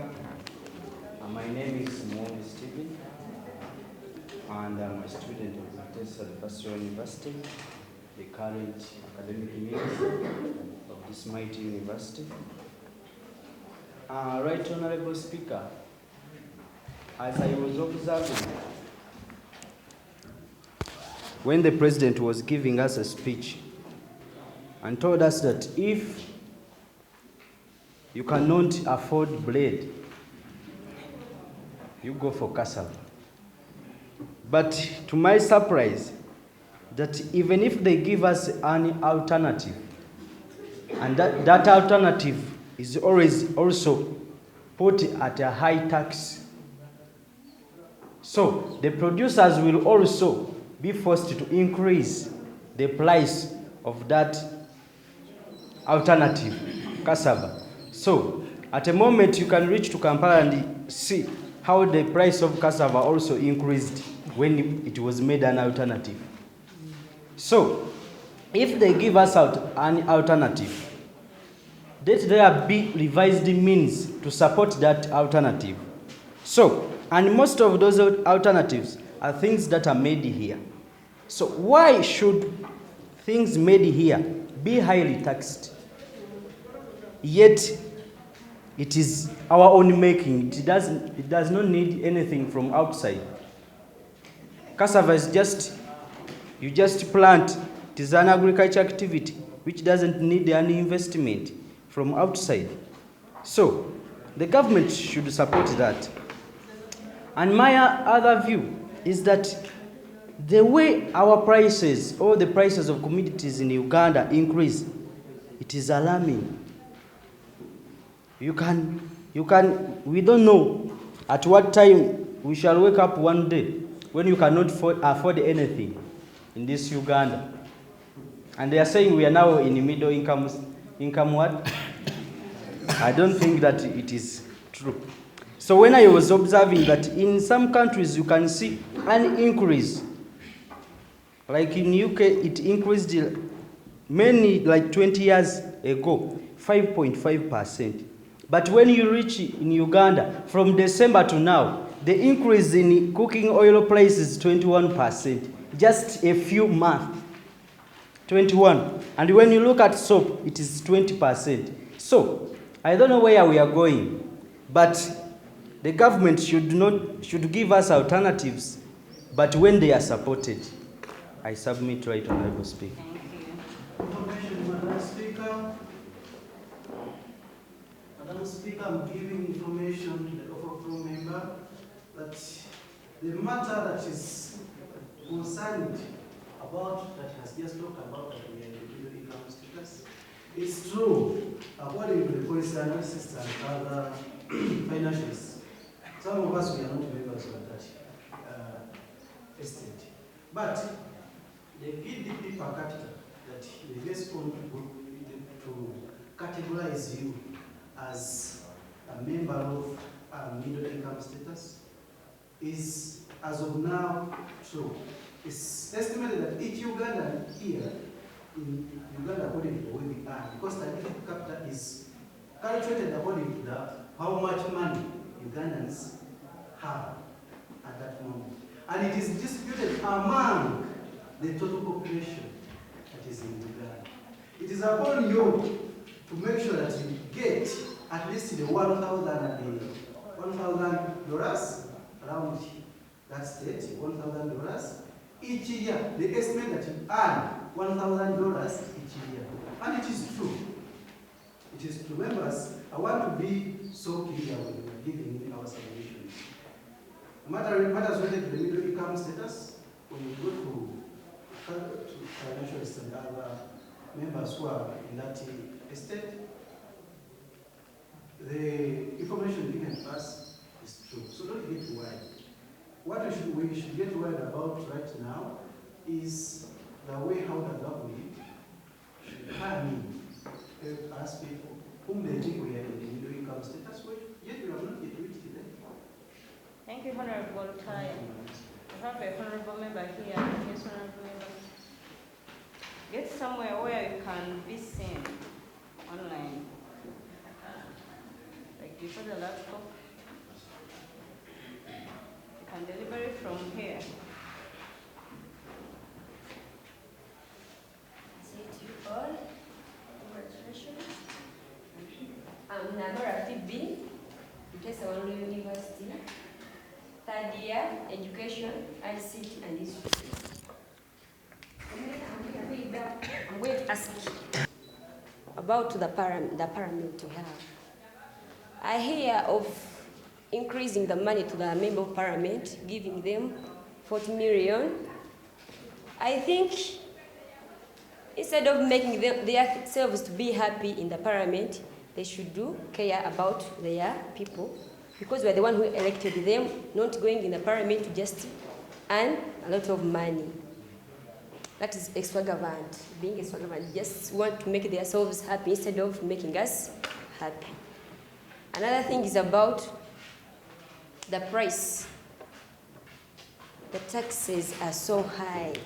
They should decrease on the taxes. They tax on the things. For example, things are so high on the taxes. Therefore, I just request our parliament to look into the prices, the taxes they impose on the commodities, instead of increasing their salaries every day and every day. That's my point. Thank you.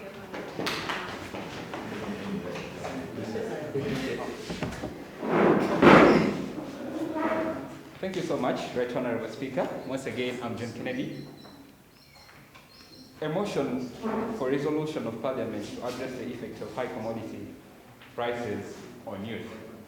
Yes, we all admit there's an impact of the high prices on the youth, directly and indirectly. But personally, I call upon you members of the August House to drop this motion. Listen to me closely. This motion ought to be dropped. Why? All the previous speakers have clearly shown to us that the problem we have is to be solved by, one, the government. 90% of them point to the government.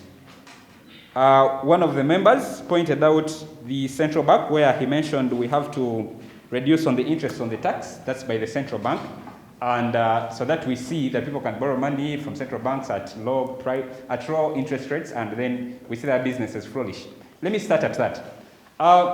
When the prices of commodities in Uganda started escalating, when we had protests of prices of fuel going to as high as 7,000 or 10,000 in some areas, the central bank, which is Bank of Uganda, provided a report that clearly pointed out that however much each and everything is happening, the prices of soap are high, the prices of breads are increasing, the prices of fuel are escalating every now and then, we have no inflation.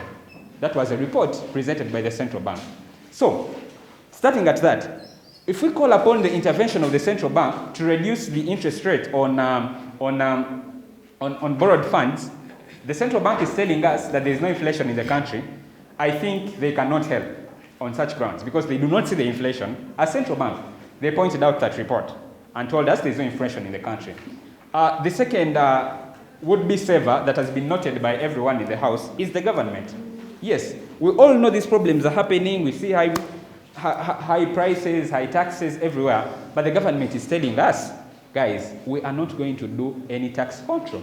By tax control, it entails all the things of tax holidays, reduction in taxes. Those are the controls that the Minister of Finance, as stated by Honorable Amina, said we are not going to indulge in. So what are we doing in this parliament as far as this resolution is concerned? We are lamenting. We are making cries that government is telling us we are not going to do anything about this. And we are still here. After a lot of reports made by, for example, opposition leader, a report that was presented to parliament by Honorable Mwanga Chivumbi and the rest of the team, stipulating all of these issues. Honorable member,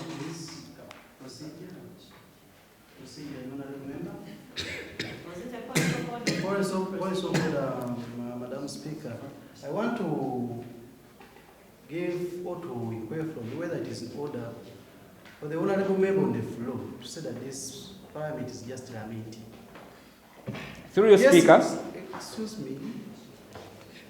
Excuse me. Madam Speaker, I would like to know whether it is in order for the honorable member to keep standing when I'm talking. Madam Speaker, I wanted to give information to the honorable member that this parliament is not lamenting because it is provided for in the Constitution of the Republic of Uganda. We are here to discuss and deliberate, not to lament. If we do not, if he feels that we are lamenting, then he should not be here because our role is to discuss and deliberate on issues that are supposed to be implemented by the government. This is an independent arm of the government. Thank you, Honorable Fred. Oh. I withdrawing that statement, Honorable Member. Kindly rephrase it. Okay. Through your Honorable Speaker, the definition of lamenting. Okay, let me just withdraw to make some people happy. I withdraw that phrase. But in context, for lack of a better word, I had to use that because like I said earlier, he should have listened to me closely. You know, the best speaker comes from the best listener. So if he gave me time, maybe he would have comprehended psychologically and come to conclusions like I feel.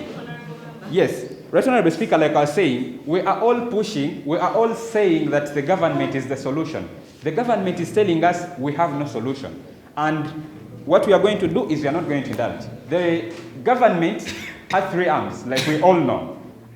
Legislature, executive, and judiciary.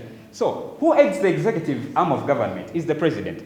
We believe that the president tells us what all the executive stand is. So, the executive has all these different ministers, and the head of the executive comes and tells us, we have no solution, so we are living by the status quo, reduce your expenditure. We are not reducing ours, but you natives of Uganda, reduce your expenditure, you will live a better life. So that's the stand of the executive. What is the stand of the judiciary?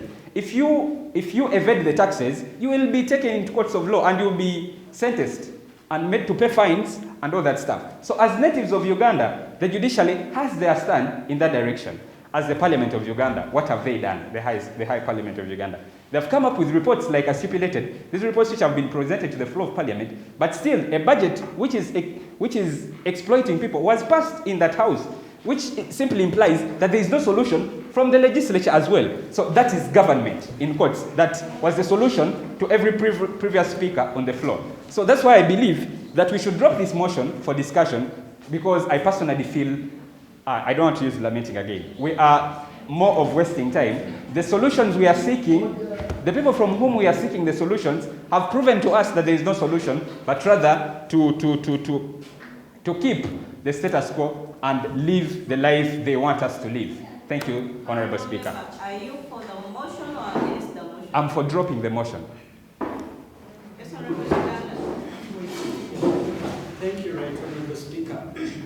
I wouldn't have come up if it were not for the Honorable Kenneth.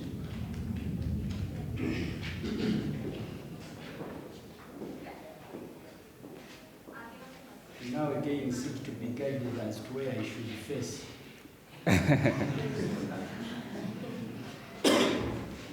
Right Honorable Speaker, I want to be put on record that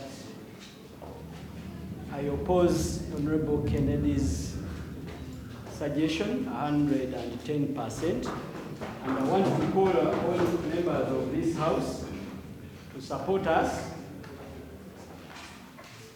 in pressing the government to come up with interventions in regard to the motion above. The Honorable Kenneth, if I may quote him, advised this House not to rely much on reports and statistics in drawing the conclusions. So I want even to invite him to do the same and drop any statistics and reports from the central bank, and instead as a house, come up with practical solutions that government can follow. One of the role of Parliament, apart from legislation, Madam Speaker, is oversight and even directing executive. And the best way we can do this is to give our suggestions as alternative policies. And this is what we want government to do. Even within the mandate of Parliament, of legislation, again, the act under which URA operates was at one time a bill in Parliament. And Parliament has all powers to change, to revise, as it deems fit. So I want members to have the confidence that whatever is discussed here can have an impactful meaning. It is not just a waste of time. Our role and noble duty here would be to give practical suggestions on what should be done. And I think that is what all other members who have gotten an opportunity have been doing. So, to save time, Right Honorable Speaker, I want Parliament to refocus on what the honorable members who spoke before Honorable Kennedy brought on board. And I want to also go back, but with emphasis on what we have noted: tax cuts and reductions, tax holidays and waivers, reduction of interest rates, and what the Honorable Lutaya did put up, reduction of government expenditures. There is the Honorable Member who has also brought it up. Members of Parliament should not be thinking of extending more allowances and increasing their salaries amidst this very sorry state that we are living in as a country. The 40 million saga has also been a topic everywhere. Actually, the worst that the Ugandan Parliament has done to this country is to pretend to be fighting for a common man, when actually they are fighting for themselves. Across board, be them NRM, be them opposition, you have a little percentage of those who sit down and really think of what we are going through. So, Right Honorable Speaker, I think there are other members who may submit on the same, but I want us to pass a resolution to support Honorable Amina's motion. I submit.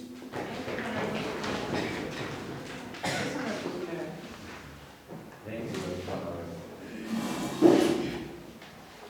in favor of Honorable Kennedy, we should drop the motion, because usually we're heading somewhere else we should not be heading. As it is, the motion, effect of high commodity prices, major costs. What we should do is we should focus on facts and programs that the whole group, so that we should come back and see whether the prices are high or low. Since we don't have any program in the country that is in favor of you direct group, because it's the only special group without a directed program. Maybe I wish I did wrong. It's not special. Because if at all we are special, we have a special program. Anything special has anything special following.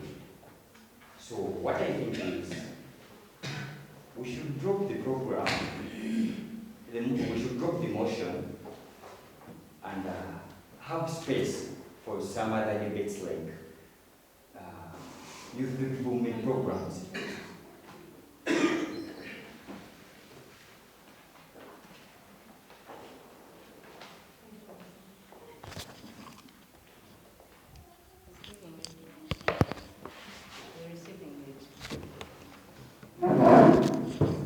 Thank you, Right Honorable. Thank you, Right Honorable. About the issue being raised by my fellow Honorable, the issue of high commodity price increase is also affecting us, we youth, because we are seeing increase of sugar. We youth, we use sugar. We are seeing increase of soap. We youth, we use soap. More so we girls, we are seeing increase of pads, whereby we girls, we need pads, come what may, we use them. So I think if we get a chance, or if we have a chance to discuss on such issues, so that somehow, somewhere, we youth, on behalf of our old members or our old people and young ones, if at all something can be solved with our voice, we can welcome it. Thank you. Thank you. It's my ruling that basing on Honorable Chiganda, the motion is a pertinent issue to the youth. I don't find it prudent that we rule it out. Because we are here to address issues, provide solutions, and we can't just throw it to the dustbin.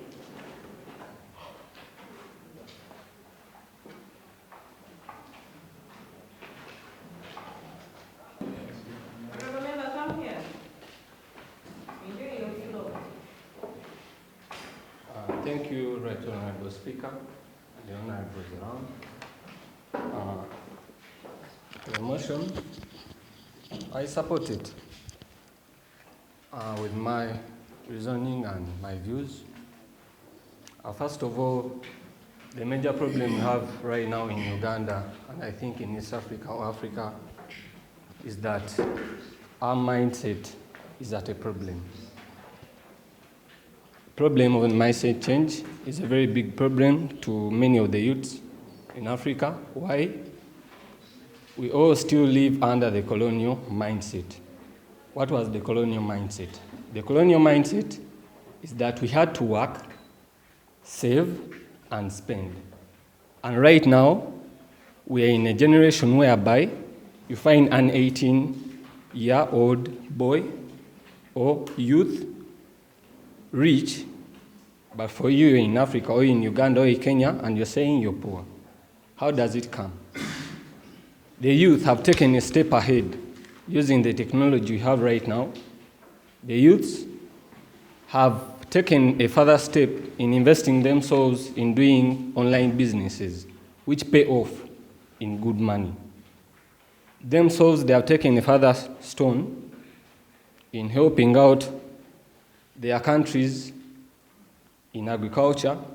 They invest in agriculture, and not saying that if I'm going to invest in agriculture, I should just go and dig. No, there are those well-paying off projects that they do, like piggery, which pays off well. Not saying that if you're going for agriculture, you're going to plant cassava, as we do here in Uganda, and we eat. No, they do well-paying off projects, which pay them off well, the money.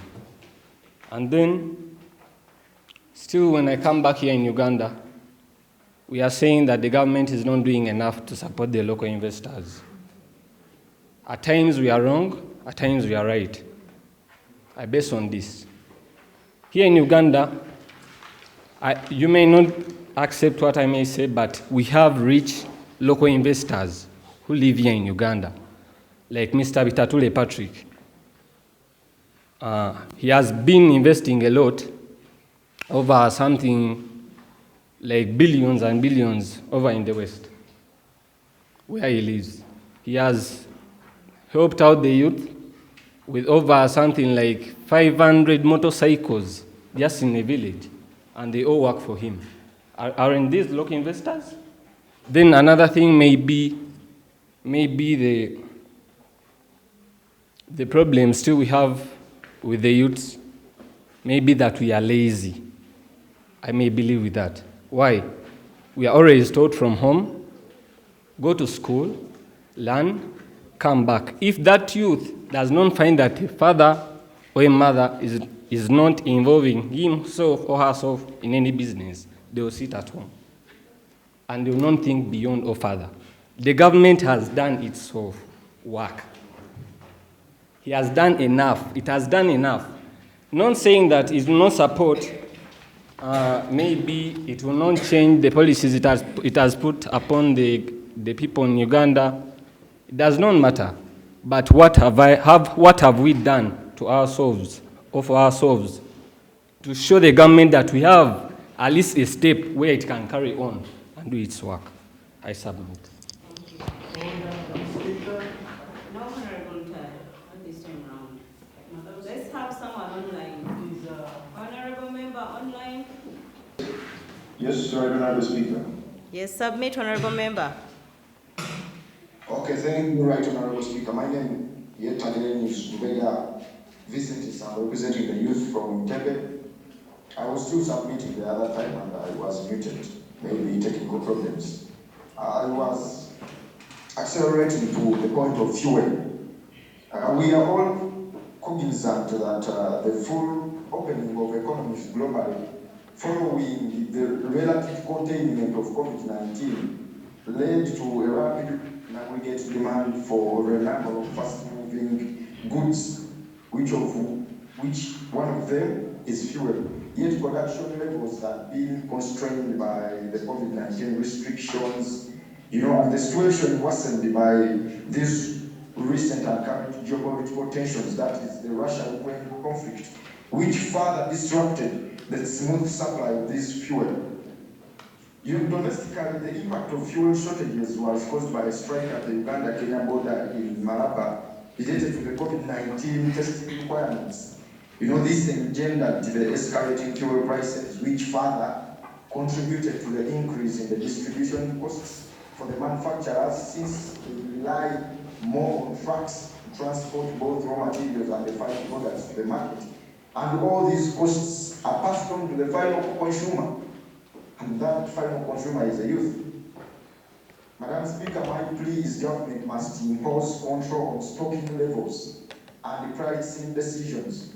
No responsible government can continue to lament about the forces of demand and supply when the Petroleum Supply Act 2003 allows the government to do something, as enshrined in its section 3A of the Petroleum Supply Act. It clearly constitutes that government shall ensure that petroleum supply in Uganda is adequate, reliable, efficient, and economical for the country in the consumer and the consumers according to the prevailing conditions at that given time. Government should utilize that provision. Is it that our leaders do not know or they do not care? It is a question for you and me to ponder about. I think government, through the Commission of Petroleum Supplies, which actually the legal authority, should split the average cost of every litre of fuel into 3 categories and go ahead to publicize them in order for the Wananchi to comprehend and appreciate the the changes that are happening.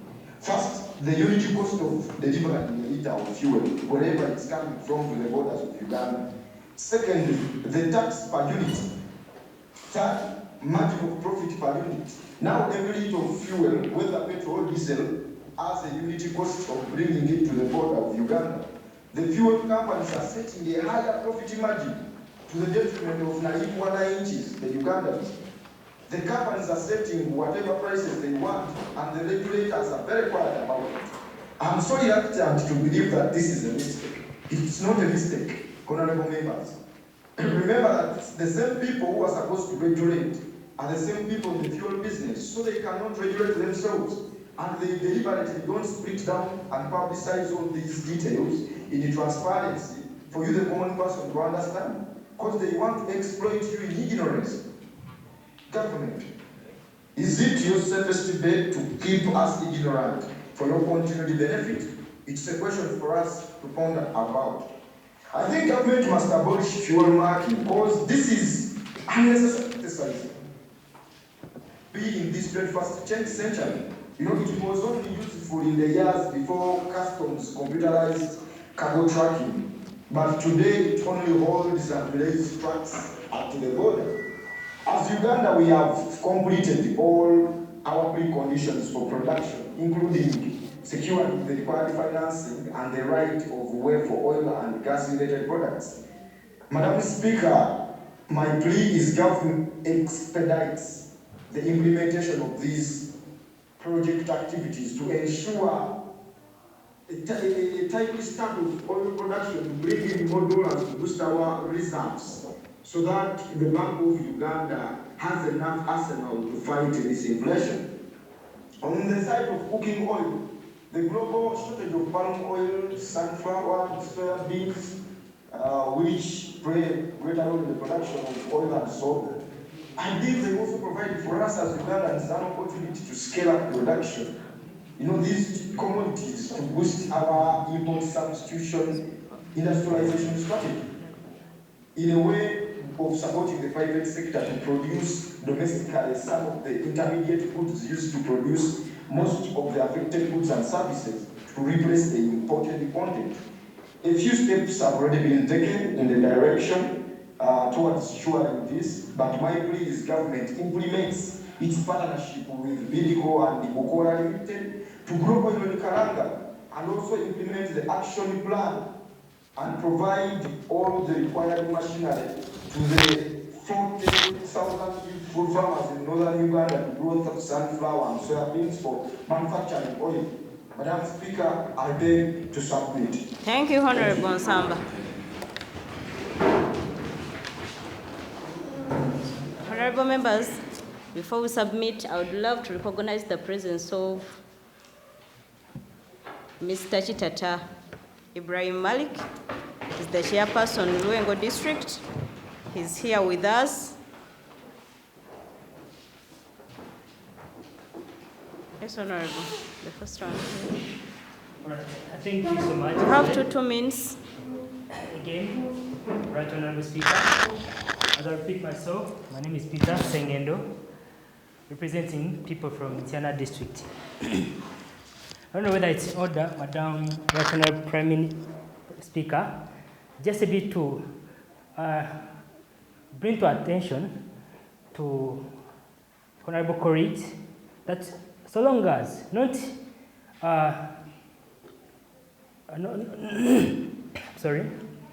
like I don't respect the views that were being brought up on board by the previous speakers about the solutions. But now, the government is the implementer. We now have the take of the government. First and foremost, as the Honorable Minister was bringing a motion, she said, that during the budget reading, the Minister of Finance noted that the government will not engage in measures such as price controls that would lead to longer-term and painful distortion in the economy. That's what the Honorable Member said as she was bringing the motion on the table. So that clearly shows us the take of the government that is not ready to bring out some of the... It's our duty to press on.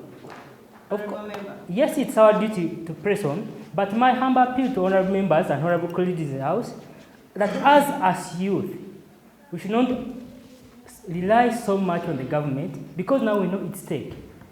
Among the ideas and the effects and the resolution by this House should be from us, more so when it's about us to implement, because we now know the take of the government. It's not ready to have an immediate solution to the placing high commodity prices that are affecting us that they use. So it's my call to us, the honorable members, among the solutions that we are coming up on board with should be those that most so we have a hand and we can contribute to.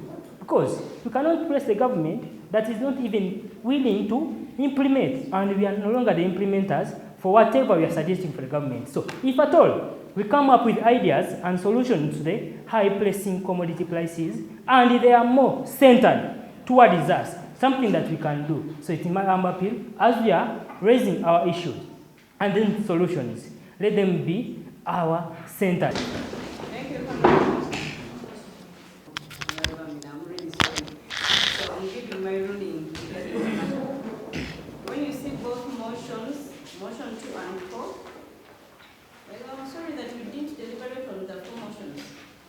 We are time-bound, and hopefully, if God grants us life and privilege, we shall deliver from those two some other time.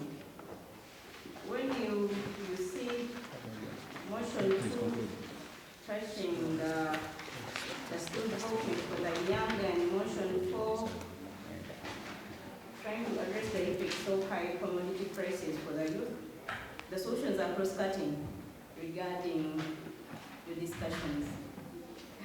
Please, Honorable Member, don't plead with me. The discussions are closed.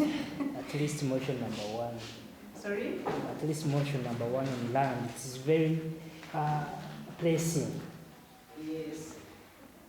And for honorable members, we as youths are duty bound to take on the mantle for the leadership, for the betterment of our uplifting the income and skills of the youth and our families. Both motions touched matters to the youth and affecting the youth, and it was from your submissions that you, honorable members, advocated for the reduction of taxes, interest rates, and an implementation of minimum wage. You advocated for tax holidays. Honorable members, you asked for the allocation of funds to the agriculture being a backbone of Uganda. And you advocated for the fuel reserves. It's upon us to press on the government. One honorable member here was saying that the government is deliberately not addressing issues pertaining the youth, employment, and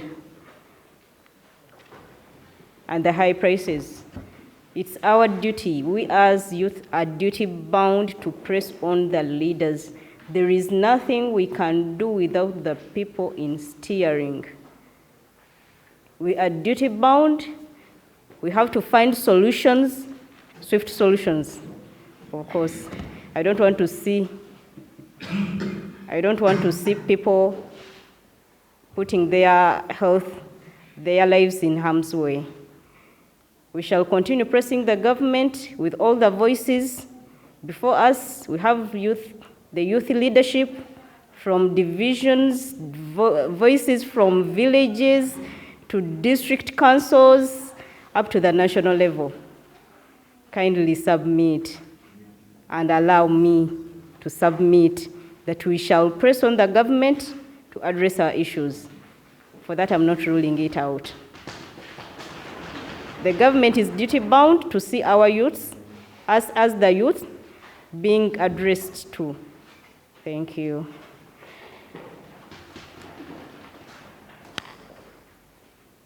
It's our third sitting,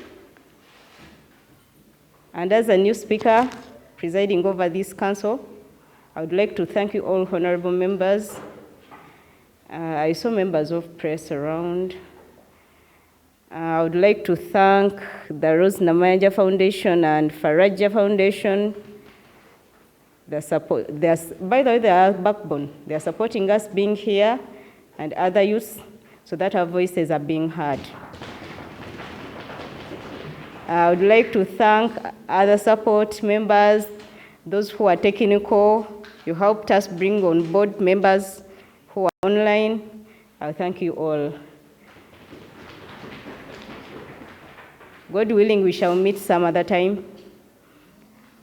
And I'm calling for an adjournment of this honorable house. For God and my country, thank you.